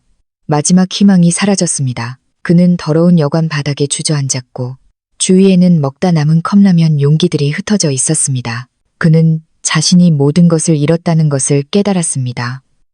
아내, 집, 직업, 그리고 이제는 애인까지. 한때 자신에게 왕족 같은 삶을 가져다 줄 것이라고 믿었던 그 여자까지도. 복도 밖에서는 빛 독촉을 하는 조폭들의 쿵쿵거리는 발소리와 욕설이 들려왔습니다. 박서준 어디 있어? 당장 나와. 아무리 잘 숨어봐라. 우리가 못 찾을 줄 알고. 서준은 극도의 공포에 휩싸였습니다. 그는 창밖을 보았습니다. 3층은 그다지 높지 않았지만 뛰어내리면 다리가 부러질 것입니다. 그는 더 이상 도망갈 곳이 없었습니다.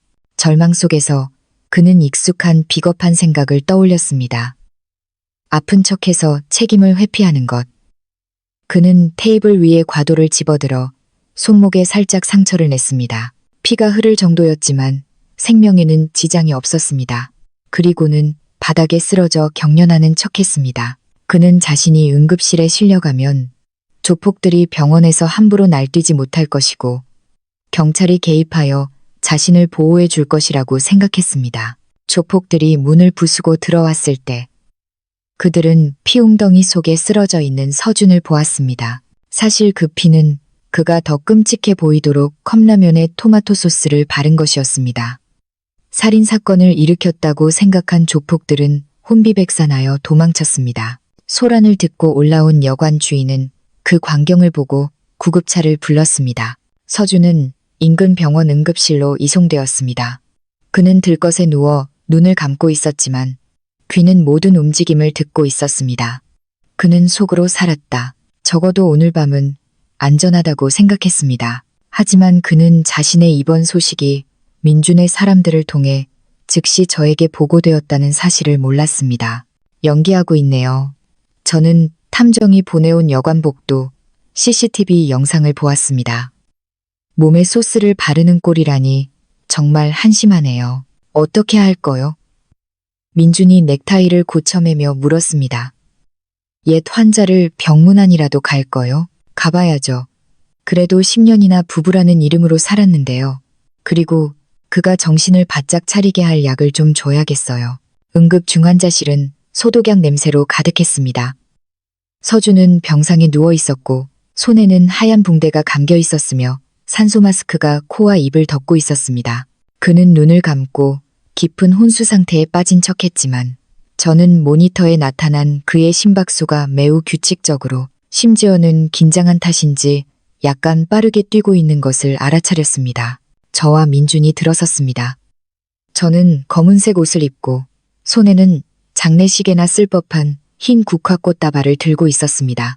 민준은 옆에서 당당한 태도로 서 있었고 손에는 검은색 가죽 서류 가방을 들고 있었습니다. 당직 간호사가 면회 시간이 아니라며 막으려 했지만 민준이 병원 VIP 카드를 내밀었습니다. 남강그룹은 이 병원의 주요 의료 장비 후원사였습니다. 간호사는 즉시 고개를 숙여 인사하고 문을 닫고 밖으로 나갔습니다. 저는 병상 가까이 다가가 머리맡 탁자 위에 흰 국화꽃 다발을 놓았습니다. 제 하이힐 굽이 타일 바닥에 부딪히며 차갑고 건조한 소리를 냈습니다. 그만 연기해요, 서준 씨.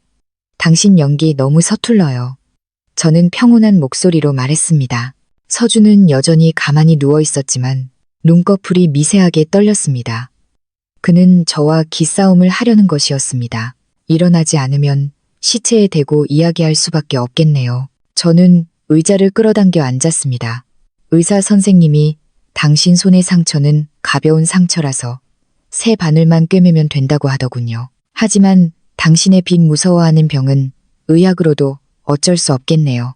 서준은 더 이상 연기할 수 없다는 것을 알았습니다. 그는 천천히 눈을 뜨고 산소 마스크를 벗었습니다. 그리고 저와 민준을 증오와 공포가 섞인 눈빛으로 쳐다보았습니다. 너희들 여기 뭐하러 왔어?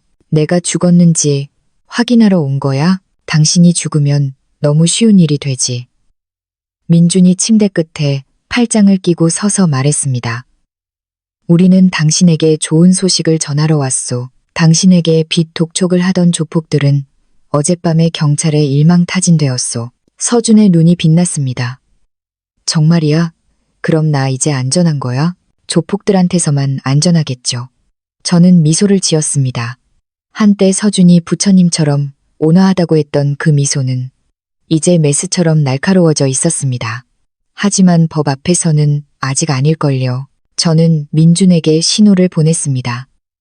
그가 가방을 열어 국세청의 붉은 직인이 찍힌 서류를 꺼냈습니다. 이것은 서준건설에 대한 탈세 혐의 형사고발 결정문입니다. 허위 세금 계산서 증빙으로 인한 총 탈세액이 500억 원에 달합니다.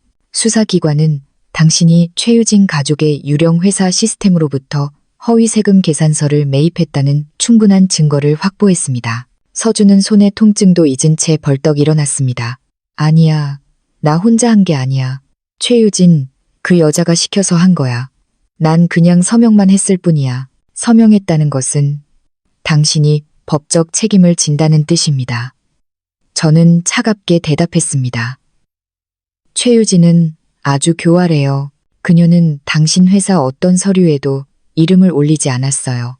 모든 서명과 직인은 대표 박서준 당신의 것입니다. 법원이 빚더미에 앉은 당신의 증언을 믿을까요? 아니면 흰 종이에 검은 글씨를 믿을까요? 서준은 벌벌 떨었고 땀이 비오듯 쏟아졌습니다. 그는 자신이 감옥 문턱에 서 있다는 것을 깨달았습니다. 이 정도 규모의 탈세 혐의는 가벼우면 10년, 무거우면 무기징역이었습니다. 하윤아, 살려줘. 서준은 또다시 옛 버릇을 드러내며 침대에서 내려와 제 앞에 무릎을 꿇었습니다. 너는 CFO고 법을 잘 알잖아. 나 좀 살려줘. 나 감옥 가기 싫어. 늙으신 부모님도 계시단 말이야. 저는 조금도 동요하지 않고 그를 쳐다보았습니다. 은행 빚을 재산으로 상계 처리해주고 업무상 배임 혐의를 벗게 해주면서 기회를 줬어요. 하지만 당신과 최유진의 탐욕은 너무나 컸죠. 너무 멀리 갔어요. 방법이 없지는 않소. 민준이 갑자기 이 연극에서 좋은 사람 역할을 하며 나섰습니다. 만약 당신이 수사기관에 협조하고 진실을 솔직하게 자백하며 실제 주범에 대한 증거를 제공한다면 아마도 관대한 처분을 받아 형량을 줄일 수 있을 거요. 서준은 물에 빠진 사람이 지푸라기라도 잡는 심정이었습니다. 그는 민준을 향해 고개를 돌리며 연신 고개를 끄덕였습니다. 자백하겠습니다. 전부 다 털어놓겠습니다. 제가 최유진과 돈을 나눈 모든 기록을 적어둔 수첩이 있습니다. 나중에 대조해본다며 저에게 기록하라고 강요했어요. 그 수첩은 시골 부모님 댁 금고 밑에 숨겨두었습니다. 저와 민주는 서로를 쳐다보았습니다. 이것이 바로 우리가 필요했던 것이었습니다. 그 수첩은 최유진의 관에 박힐 마지막 못이 될 것이었습니다. 아주 좋아요. 저는 일어섰습니다. 당신은 여기서 요양이나 하고 계세요. 잠시 후에 수사관이 와서 진술을 받을 겁니다. 솔직하게 자백하는 것 잊지 마세요. 그게 당신의 유일한 살 길이니까. 우리는 병실을 나왔습니다. 서준은 바닥에 주저앉아 멍한 표정을 짓고 있었습니다. 그는 자신의 인생이 끝났다고 생각했지만 적어도 최유진을 함께 진흙탕으로 끌어내릴 기회는 남았습니다. 복도로 나오자 민준이 제 손을 잡고 가볍게 쥐었습니다. 대단하오, 일석이조로군. 서준을 처리하면서 최유진을 감옥에 보낼 증거까지 확보했으니 모두 당신의 연기 협조 덕분이에요. 저는 손을 빼고 머리를 정돈했습니다. 이제 그 수첩을 가지러 가죠. 최유진이 위험을 감지하기 전에요. 밖은 비가 그쳐 있었습니다. 지평선 위로 희미한 무지개가 떠 있었습니다. 저는 비 온 뒤에 맑은 공기를 깊이 들이마셨습니다. 전쟁은 곧 끝날 것입니다. 저와 민주는 그날 밤 바로 병원을 떠났습니다. 민주는 기사에게 운전을 맡기자고 했지만 저는 거절했습니다. 제가 직접 운전하고 싶었습니다. 밤길을 달리는 차를 조종하는 느낌이 제 마음을 차분하게 해주었습니다. 마이바흐는 서준의 고향이 있는 서쪽으로 향하는 고속도로를 쏜살같이 달렸습니다. 서준의 고향은 경상남도의 작은 군에 위치해 있었고 주위는 탐스러운 과일이 열리는 과수원으로 둘러싸여 있었습니다. 이곳에 오지 않은 지 3년이나 되었습니다. 마지막으로 온 것은 서준의 할아버지 제사 때였습니다. 그때 저는 여전히 현모양처였고 온 친척을 위해 부엌에서 바쁘게 음식을 만들었습니다. 무슨 생각하시오? 민준이 차 안에 침묵을 깨며 물었습니다. 서준 씨 부모님 생각을 하고 있었어요. 저는 솔직하게 말했습니다. 두 분은 순박한 농부시고 평생 땅에 얼굴을 묻고 하늘에 등을 대고 사셨죠. 저를 무척 아껴주셨어요. 아들이 이런 꼴이 되고 그 아들을 감옥에 보낸 사람이 한때 사랑했던 며느리라는 걸 아시면 정말 충격받으실 거예요. 민주는 한숨을 쉬며 차창 밖의 칠흑 같은 어둠을 바라보았습니다. 그것이 탐욕의 비극이요. 서준이 이 길을 선택했고 그가 책임을 져야 하오. 그리고 당신은 옳은 일을 하고 있소. 만약 서준과 최유진이 계속해서 날뛰게 내버려 둔다면 그들의 더러운 돈 때문에 얼마나 더 많은 가정이 파괴되겠소. 저는 고개를 끄덕였지만 마음은 여전히 무거웠습니다. 정의는 때때로 잔인했습니다. 새벽 3시, 우리 차는 익숙한 붉은 기와를 얹은 3칸짜리 집 대문 앞에 멈췄습니다. 쇠 대문은 녹슬어 있었고 현관 앞에 부겐빌레아는 노란 가로등 불빛 아래 여전히 활짝 피어 있었습니다. 저는 차에서 내렸고 밤의 차가운 냉기가 살찬에 스며들었습니다. 마당에 개가 지저댔습니다. 잠시 후 집 안에 불이 켜지고 나무 문이 열렸습니다. 서준의 아버지 박 영감님이 낡은 잠옷을 걸치고 나오셨고 손에는 손전등을 들고 있었습니다. 누구요? 잠결에 쉰 목소리였습니다. 아버님, 저 하윤이에요. 제가 말했습니다. 박 영감님은 눈을 가늘게 뜨고 보더니 소리쳤습니다. 어이구, 하윤이 아니냐. 이 시간에 웬일이냐. 서준이는 어디 있고. 그는 허둥지둥 대문을 열었고 서준의 어머니 이 여사님도 달려나와 제 손을 덥석 잡았습니다. 얘야, 온다고 미리 말이라도 하지. 밥이라도 차려주게. 세상에, 몸이 왜 이렇게 차갑니? 어서 들어오너라. 두 분의 따뜻한 보살핌에 제 가슴이 먹먹해졌습니다. 그들은 아직 이혼 사실도 서울에서 벌어지고 있는 끔찍한 사건에 대해서도 아무것도 모르고 계셨습니다. 서준은 모든 것을 철저히 숨겼습니다. 네, 급한 일이 있어서 잠시 들렀어요. 이쪽은 제 동료인 김민준 씨예요. 저는 민준을 간단하게 소개했습니다. 서준의 부모님은 반갑게 우리를 안으로 맞아주시고 차를 끓이고 과일을 내오셨습니다. 집은 제 기억 속 그대로 소박하고 따뜻했습니다. 벽에는 여전히 저와 서준의 결혼 사진이 걸려 있었습니다. 그날의 환한 두 사람의 미소가 지금 보니 참으로 씁쓸했습니다. 아버님, 어머님, 저는 찻잔을 내려놓고 용기를 내기 위해 깊은 숨을 들이마셨습니다. 죄송합니다.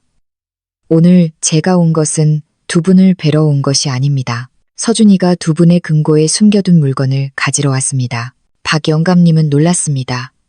서준이가 뭘 숨겨? 그 금고에는 땅 문서밖에 없다고 했는데 그 아이의 범죄 증거를 숨겨뒀어요. 아버님. 저는 돌려 말하지 않고 바로 말했습니다. 서준이는 불법적인 사업을 했고 탈세와 자금 세탁을 저질렀어요. 현재 경찰이 수사 중이고 제가 이 증거를 가져가서 자수하고 관대한 처분을 구하지 않으면 서준이는 평생 감옥에서 썩어야 할지도 몰라요. 이 여사님의 손에서 찻잔이 떨어져 산산조각이 났습니다. 그녀는 떨리는 손으로 테이블 가장자리를 붙잡았습니다. 무슨 소리냐? 우리 서준이는 그렇게 착한 아이인데 그 아이는 변했어요. 어머님. 나쁜 사람 말에 넘어가 욕심에 눈이 멀어 잘못을 저질렀어요. 저를 믿으세요. 지금 그 아이를 도울 수 있는 사람은 저뿐이에요. 박 영감님은 저를 뚫어지게 쳐다보았습니다.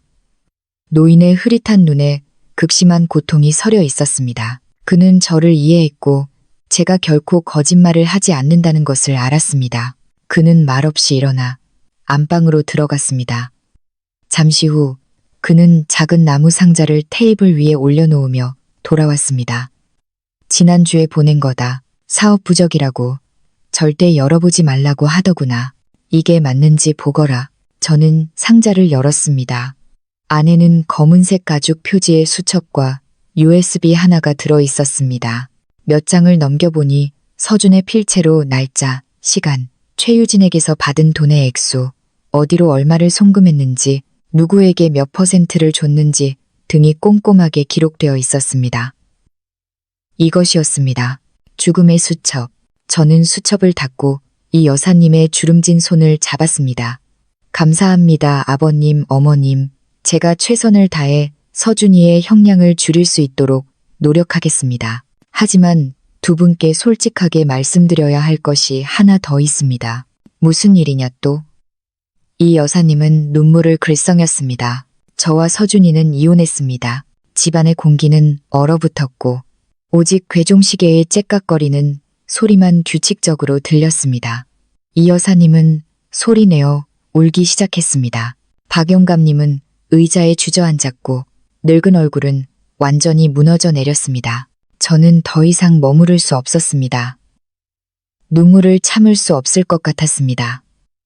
저는 테이블 위에 돈 봉투 하나를 남겨두었습니다. 제가 남강그룹에서 받은 첫 월급이었습니다. 두 분 약값이라도 하세요. 저는 일이 급해서 이만 가보겠습니다. 저와 민주는 서둘러 차로 향했습니다. 등 뒤에서는 이 여사님의 울음소리가 고요한 밤에 계속해서 들려왔습니다. 차에 올라타 저는 운전대에 머리를 박았습니다. 눈물이 걷잡을 수 없이 쏟아졌습니다. 울고 싶으면 우시오. 민준이 제 어깨에 손을 얹고 가볍게 두드렸습니다. 울고 나면 속이 후련해질 거요. 당신은 할 수 있는 모든 것을 했소. 저는 한바탕 실컷 울었습니다. 10년간의 부부의 정이 산산조각 난 것을 슬퍼하고 죄 없는 두 늙은 부모님을 가엾게 여기고 죽어버린 제 순수함을 애도하며 울었습니다. 동쪽 하늘에서 새벽빛이 비치기 시작했을 때 저는 눈물을 닦고 차 시동을 걸었습니다. 돌아가요. 경찰과 함께 해야 할 중요한 일이 남아있어요. 최유진은 절대로 빠져나가지 못할 거예요. 월요일 아침 8시 남강그룹 본사는 수십 대의 경찰차와 기자들로 둘러싸여 있었습니다. 수천억 원대 자금 세탁 사건에 대한 소식은 이미 금융계를 뒤흔들며 퍼져나갔습니다. 물론 여기에는 민준의 언론 플레이도 한몫했습니다. 저와 민준은 회장실에 앉아 보안 카메라 화면을 통해 상황을 지켜보고 있었습니다. 수사기관에 수첩과 USB를 전달했소? 민준이 고문 변호사에게 전화로 물었습니다. 오늘 아침 6시에 모두 전달했습니다. 회장님, 경제범죄수사대장이 직접 검토하고 최유진 씨에 대한 긴급 체포 영장을 발부했습니다. 변호사가 대답했습니다. 좋소. 박서준 씨는 병원에서 구치소로 이송 중이며 조사를 위해 구속영장이 발부되었습니다. 저는 창밖에 먹구름이 몰려오는 것을 보았습니다. 법의 폭풍이 본격적으로 몰아치고 있었습니다. 한편 평창동에 있는 최유진의 개인 빌라에서는 모든 것이 혼란스러웠습니다. 3천억 원을 잃고 밤을 꼬박 새운 최유진은 미친 듯이 보석, 시계, 현금을 커다란 여행 가방에 쑤셔 넣고 있었습니다. 그녀는 포위망이 좁혀오고 있다는 것을 감지했습니다. 은행을 통한 송금이 불가능해지자 그녀는 플랜 B를 실행하기로 했습니다. 미립국 루트를 통해 캄보디아로 탈출한 후 유럽으로 날아가는 것이었습니다. 그녀는 이미 5만 달러의 미립국 브로커를 고용해 두었습니다. 빨리 서둘러. 최유진이 가정부에게 소리쳤습니다.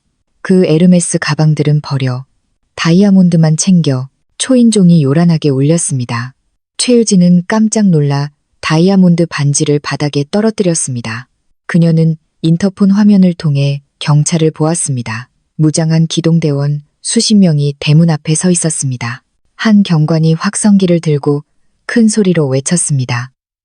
최유진 씨, 문을 열고 협조해 주십시오. 긴급 체포 영장이 발부되었습니다. 최유진의 얼굴에서 핏기가 가셨습니다. 그녀는 서둘러 뒷문으로 달려갔습니다. 그곳에는 강가로 이어지는 비상 탈출구가 있었습니다. 계획대로라면 그곳에 쾌속정이 기다리고 있어야 했습니다. 하지만 최유진은 한 가지를 계산착오했습니다. 저와 민주는 이것을 예상하고 있었습니다. 최유진이 뒷문을 막 열었을 때 그녀는 멈칫했습니다. 그녀 앞을 가로막고 선 것은 그녀가 고용한 쾌속정 운전사가 아니라 덩치 큰 형사 2명이었습니다. 최유진 씨, 어디 가십니까? 한 명이 단호하게 물었습니다.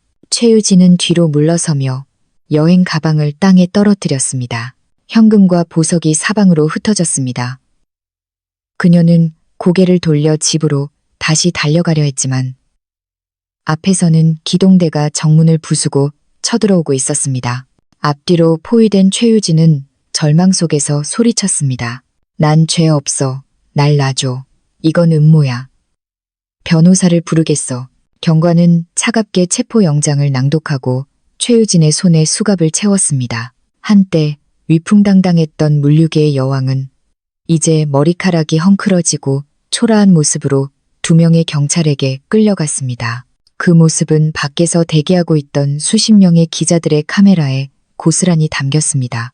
단 1시간 만에 물류 여왕의 몰락이라는 제목의 사진이 모든 온라인 뉴스 사이트를 도배했습니다. 최유진 가족과 관련된 회사의 주식은 폭락했습니다. 저는 TV를 껐습니다. 끝났네요. 제 휴대폰이 울렸습니다. 낯선 번호였지만 윤 팀장이라는 것을 알았습니다. 감사합니다. 강 이사님. 뉴스를 봤습니다. 약속대로 이 도시에서 사라지겠습니다. 저는 메시지를 삭제했습니다. 윤 팀장도 탐욕과 나약함의 희생자일 뿐이었습니다. 저는 끝까지 추격하고 싶지 않았습니다. 민준이 레드 와인 2잔을 따라 한 잔을 저에게 건넸습니다. 정의를 위하여, 평화를 위하여. 저는 그의 잔에 가볍게 잔을 부딪혔습니다. 하지만 마음속에서는 상상했던 것만큼의 기쁨이 느껴지지 않았습니다. 이 승리에는 시골에 계신 이 여사님의 눈물의 짠맛과 배신의 쓴맛이 섞여 있었습니다. 저는 저와 함께 이 전쟁을 끝까지 함께 해준 남자 민준을 쳐다보았습니다. 그도 저를 보고 있었습니다. 그의 눈에는 더 이상 차가운 계산적인 모습이 아니라 깊은 이해심이 담겨 있었습니다. 피곤해요. 제가 작게 말했습니다. 쉬시오. 나머지 일은 변호사들이 알아서 할 거요. 오늘은 휴가를 내도 좋소. 저는 미소를 지었습니다.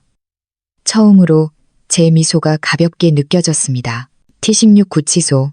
한 달 후, 저는 재산 관련 법적 절차를 마무리하기 위해 권리 및 의무 관계자 자격으로 서준을 면회할 수 있었습니다. 서준은 깡마르고 머리는 삭발했으며 헐렁한 흑백 줄무늬 수의를 입고 있었습니다. 그의 눈은 잠을 못 자서 왜이라고 깊게 파여 있었습니다. 저를 보자 그는 고개를 숙이고 감히 쳐다보지 못했습니다. 잘 지내요? 저는 물었습니다. 의례적인 질문이었지만 씁쓸함이 묻어 있었습니다. 사는 게 아니야. 서준이 작게 중얼거렸습니다. 여기 들어와 보니 대가가 얼마나 큰지 절실히 깨닫고 있어. 밤마다 부모님 꿈을 꾸고 내 꿈도 꿔. 부모님은 잘 지내세요. 제가 매달 생활비를 보내드리고 있어요. 아직 당신이 먼 곳으로 출장 갔다고 생각하고 계세요. 당신이 감옥에 갔다는 사실은 차마 말씀드리지 못했어요. 서준은 고개를 번쩍 들었고 눈물이 쏟아졌습니다. 내가 아직도 우리 부모님을 챙겨주고 있다고? 내가 너한테 그런 짓을 했는데도 제 양심 때문에 하는 거예요. 당신 때문이 아니라. 저는 단호하게 대답했습니다. 두 분은 좋은 분들이고 이런 벌을 받을 이유가 없어요. 저는 유리 칸막이 너머로 서류를 밀었습니다. 이건 민사합의서예요. 여기에 서명하세요. 당신이 저에게 양도한 재산을 사용해서 당신이 탈세한 세금을 납부하고 피해를 복구할게요. 그러면 정상 참작 사유로 인정받아서 형량이 15년에서 7, 8년으로 줄어들 수 있어요. 서준은 떨리는 손으로 펜을 잡았습니다. 그는 저를 뚫어지게 쳐다보았습니다. 왜 나를 구해주는 거야? 넌 날 증오해야 하잖아. 증오해요. 저는 그의 눈을 똑바로 쳐다보았습니다. 뼛속까지 증오해요. 하지만 그 더러운 돈을 가지고 있고 싶지 않아요.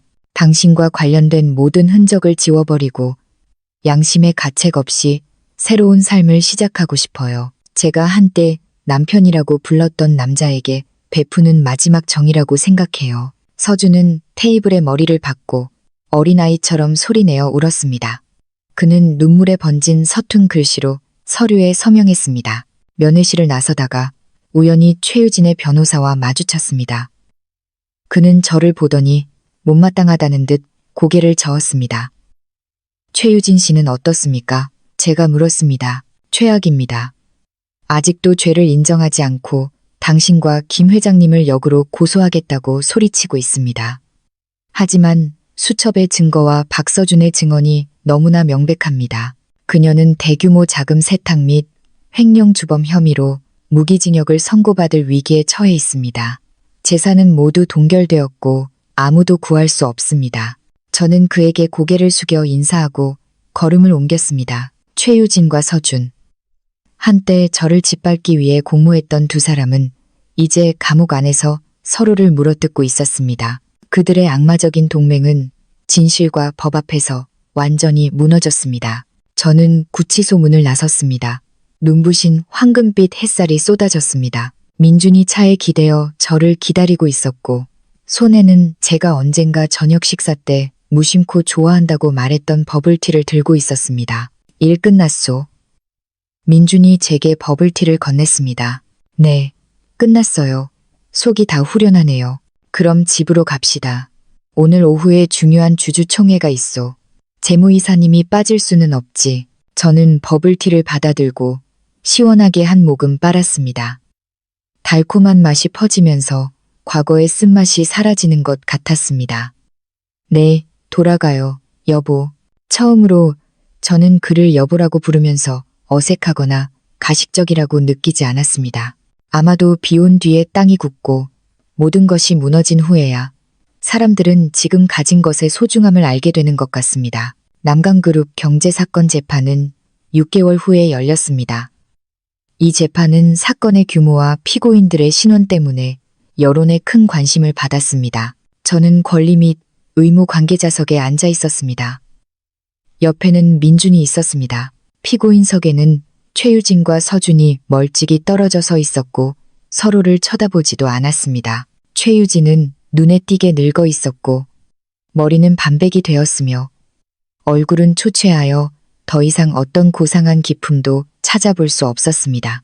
그녀는 계속해서 죄를 부인하고 환경 탓, 부하 직원 탓, 심지어는 자신을 궁지로 몰아넣었다며 민준 탓까지 했습니다. 하지만 수사기관의 명백한 증거와 검찰의 날카로운 논증 앞에서 그녀의 모든 변명은 무의미해졌습니다. 반면에 서준은 솔직하게 자백하고 고개를 숙여 죄를 인정하며 가족과 사회에 사죄했습니다. 그는 탐욕이 이성을 가렸음을 인정하고 모든 처벌을 받아들이겠다고 했습니다. 3일간의 긴장된 재판 끝에 법원은 최유진에게 횡령 및 자금 세탁 혐의로 무기징역을 선고했습니다. 횡령한 3천억 원 전액을 반환하고 모든 개인 재산을 국고로 환수하도록 명령했습니다. 박서준은 탈세 및 공범 혐의로 징역 8년을 선고받았습니다. 자발적인 피해 복구와 솔직한 자백이라는 정상, 참작 사유 덕분에 그는 법정 최고형을 면할 수 있었습니다. 재판장이 판결을 낭독하자 최유진은 바닥에 주저앉아 비참하게 울부짖었습니다. 서준은 그저 조용히 고개를 숙이고 운명을 받아들였습니다. 그는 마지막으로 저를 쳐다보았고 그 눈빛에는 후회와 감사가 담겨 있었습니다. 저는 과거에 대한 작별 인사처럼 가볍게 고개를 끄덕여 주었습니다. 재판이 끝나고 사람들이 법정 밖으로 쏟아져 나왔습니다. 민주는 제 손을 잡고 수많은 기자들의 카메라 플래시 속을 걸어갔습니다. 정말로 끝났소. 민준이 말했습니다. 네, 인과응보죠. 하늘의 법은 누구도 피할 수 없어요. 제가 대답했습니다. 우리는 법원 문을 나섰습니다. 눈부신 햇살에 저는 눈을 가늘게 떠야 했습니다. 이제 끝났습니다. 복수라는 목표는 달성되었습니다. 배신자는 대가를 치렀습니다. 하지만 이상하게도 생각했던 것만큼의 큰 기쁨은 느껴지지 않았고 단지 거대한 공허함만이 느껴졌습니다. 저는 민준을 쳐다보았습니다. 그는 여전히 산처럼 굳건하게 서 있었습니다. 그는 제가 이 길을 끝까지 걸어올 수 있도록 도와주었습니다. 하지만 이제 공동의 적이 사라진 지금 우리가 계속 함께 걸어갈 이유가 있을까요? 집에 가서 좀 쉬고 싶어요.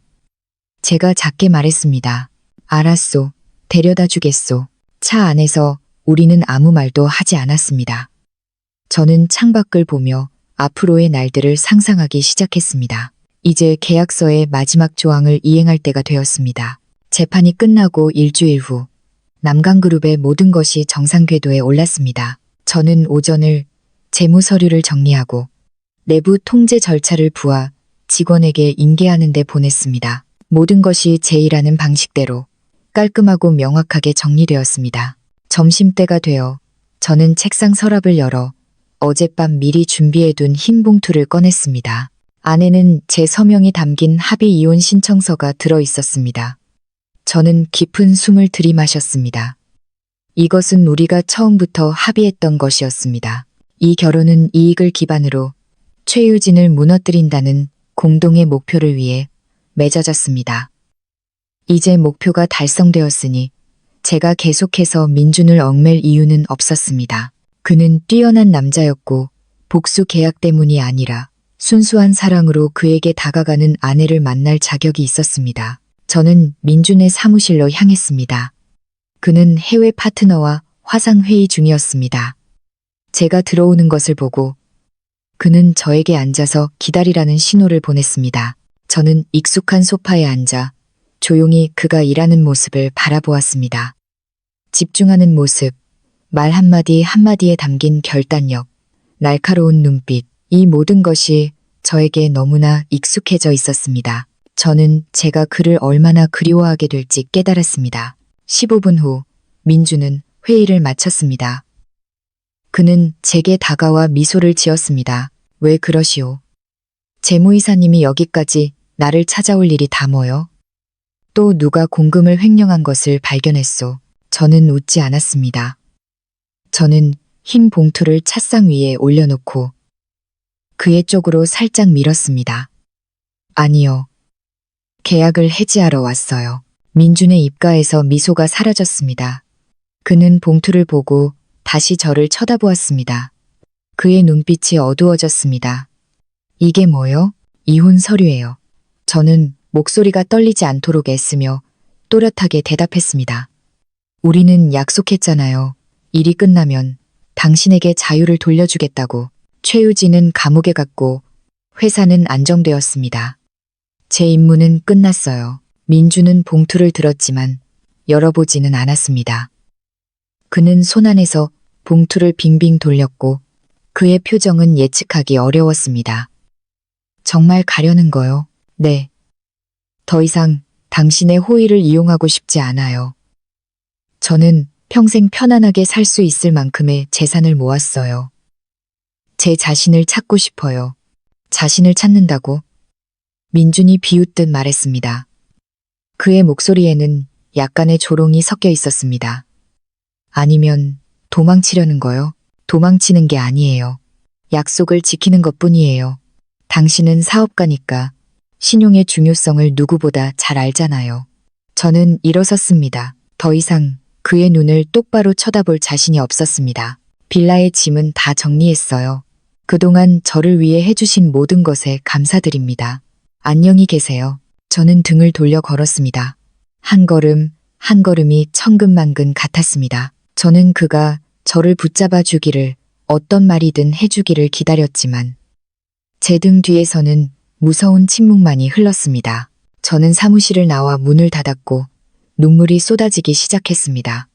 정말로 이렇게 끝나는 걸까요? 저는 서준에게서 양도받은 재산 중 일부를 팔아 다시 구입한 예전의 제 아파트로 돌아왔습니다.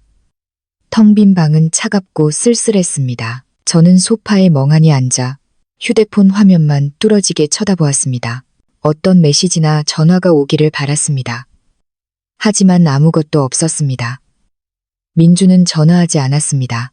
하루, 이틀, 그리고 사흘이 지났습니다. 저는 요가를 하고 쇼핑을 하고 친구들을 만나며 평범한 일상으로 돌아가려 애썼지만 제 마음은 항상 다른 곳에 가 있었습니다. 민준의 모습이 제 머릿속을 떠나지 않았습니다. 나흘째 되던 날, 오후 제 아파트 초인종이 울렸습니다. 저는 현관문 렌즈를 통해 밖을 보았고 심장이 터져 나올 것 같았습니다. 민준이었습니다. 저는 문을 열었습니다. 민준은 여전히 평소처럼 멋진 정장 차림이었지만 얼굴은 좀 더 초췌해 보였습니다. 그는 아무 말 없이 집 안으로 똑바로 들어왔습니다. 여긴 뭐 하러 왔어요? 제가 물었습니다. 애써 강한 척했습니다. 서류에 서명했어요. 민주는 대답하지 않았습니다. 그는 안주머니에서 제가 주었던 이혼 서류를 꺼냈습니다. 제 앞에서 그는 그것을 반으로 그리고 다시 네 조각으로 찢었습니다. 그리고 손 안에서 구겨버렸습니다. 무슨 짓이에요? 제가 소리쳤습니다. 계약 파기. 민준이 태연하게 말했습니다. 그룹 회장으로서 당신의 이 사직서를 승인할 수 없소. 말도 안 되는 소리 하지 마세요. 이건 회사 일이 아니라 결혼 문제라고요. 민준이 다가와 저를 벽으로 몰아붙였습니다. 거리가 너무 가까워서 그의 숨소리가 들릴 정도였습니다. 나에게는 같은 문제요. 잘 들으시오. 강하윤, 내 재산은 수천억 원이고 장부는 산더미 같으며 직원은 수천 명이오. 나 혼자서는 관리할 수 없소. 당신은 남강그룹의 구석구석을 아는 유일한 사람이고 내가 절대적으로 신뢰하는 유일한 사람이오. 당신이 중간에 일을 그만두고 이 모든 혼란을 나 혼자 감당하게 내버려 둘 셈이오. 다른 CFO를 고용하면 되잖아요. 저는 힘없이 반박했습니다. CFO는 고용할 수 있지만 아내는 그럴 수 없소. 민주는 제 눈을 깊이 들여다보았습니다. 그의 눈빛은 불타오르고 있었습니다. 나는 집에 장식해 둘 인형이 필요한 게 아니오. 나와 함께할 동반자, 내 곁에 설 수 있는 배짱을 가진 사람, 나에게 조언해 줄 만큼 똑똑한 사람, 그리고 나와 함께 이 가정을 지킬 만큼 잔인한 사람이 필요하오. 그 사람은 당신뿐이오. 하지만 우리는 계약으로 시작했잖아요. 그게 뭐 어쨌다고? 민준이 제 말을 끊었습니다. 비즈니스에서 가장 성공적인 계약은 양쪽 모두가 평생 갱신하고 싶어 하는 계약이요. 나는 당신과의 이 결혼 계약을 갱신하고 싶소. 기간은 무기한, 이익은 반반, 리스크는 내가 부담하겠소. 서명할 용기가 있소? 그것은 제가 들어본 것 중 가장 건조하고 실용적이며 상어 같은 고백이었습니다. 하지만 그 어떤 달콤한 말보다도 제 심장을 강하게 흔들었습니다. 그는 저를 사랑한다고 말하지 않았지만 그의 인생과 사업에서 제가 대체 불가능한 존재임을 확인시켜 주었습니다. 저는 바닥에 흩어진 종이 조각을 내려다보고 다시 그를 올려다보았습니다. 정말 교활하시네요. 채용 비용 한 푼 안 들이고 CFO 겸 아내를 얻으셨군요. 민준이 미소를 지었습니다. 보기 드문 환한 미소였습니다. 나는 투자자니까 내 인생 최고의 거래를 놓칠 수는 없지. 그는 몸을 숙여 제 이마에 키스했습니다. 부드럽지만 소유욕이 가득 담긴 키스였습니다. 집으로 갑시다. 당신이 없으니 집이 너무 춥고 쓸쓸해서 잠을 잘 수가 없었소. 저는 강변의 빌라로 다시 돌아왔습니다. 이번에는 더 이상 얹혀 살거나 연기하는 것이 아니었습니다.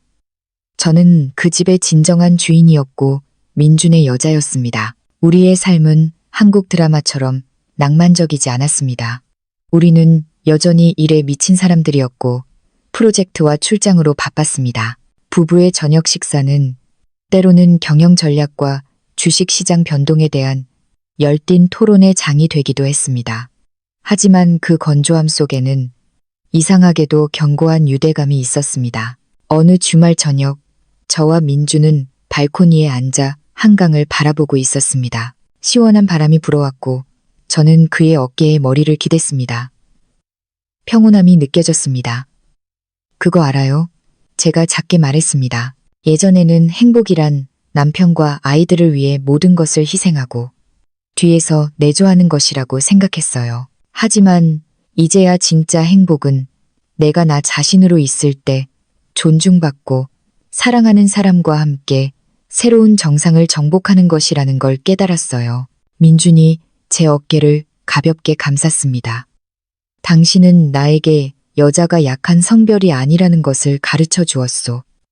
당신은 내가 만난 최고의 전사요. 그날 그 카페에 나타나줘서 고맙소. 내 미친 계약서에 서명해줘서 고맙소. 제 이혼 서류에 서명하지 않아줘서 고마워요. 저는 웃었습니다. 그럴 리가. 민준이 제 머리카락에 키스했습니다. 나는 상어요. 한 번 못 믿기는 절대 놓지 않지. 민준의 휴대폰이 울렸습니다. 그는 힐끗 쳐다보더니 미소를 지었습니다. 이번 분기 재무보고서 이익이 30% 증가했군. 다 아내 덕분이요. 그럼 저한테 무슨 상을 주실 건데요? 제가 애교를 부렸습니다. 내 평생을 상으로 주면 되겠소? 저는 행복하게 웃음을 터뜨렸습니다. 고통스러운 과거는 멀리 사라졌습니다.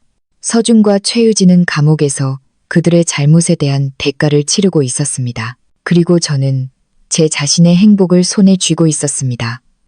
이성, 배짱, 그리고 성숙한 사랑으로 만들어진 현실적인 행복. 과거의 수천억 원짜리 결혼 계약은 이제 평생의 약속이 되었고 저와 민준 모두에게 행운처럼 찾아온 가장 성공적인 거래가 되었습니다. 시청자 여러분, 배신당한 아내에서 남강그룹의 여주인이 되기까지 파란만장한 여정을 마친 하윤의 이야기는 여성의 자존가치에 대한 단호한 선언입니다. 서준과 최유진의 결말을 통해 우리는 속임수와 탐욕이 일시적인 이익을 가져다 줄 수는 있지만 지식과 배짱이야말로 행복을 위한 평생의 보험이라는 것을 절실히 깨닫게 됩니다. 하윤이 마침내 얻게 된 완전한 행복은 여성이 맹목적인 희생을 멈추고 자신의 가치를 소중히 여기며 사랑과 사업 모두에서 인생의 동반자와 동등하게 설 수 있을 만큼 강해졌을 때 비로소 진정한 사랑과 평화를 찾을 수 있다는 교훈을 가장 명확하게 보여주는 증거입니다. 시청해 주셔서 감사합니다.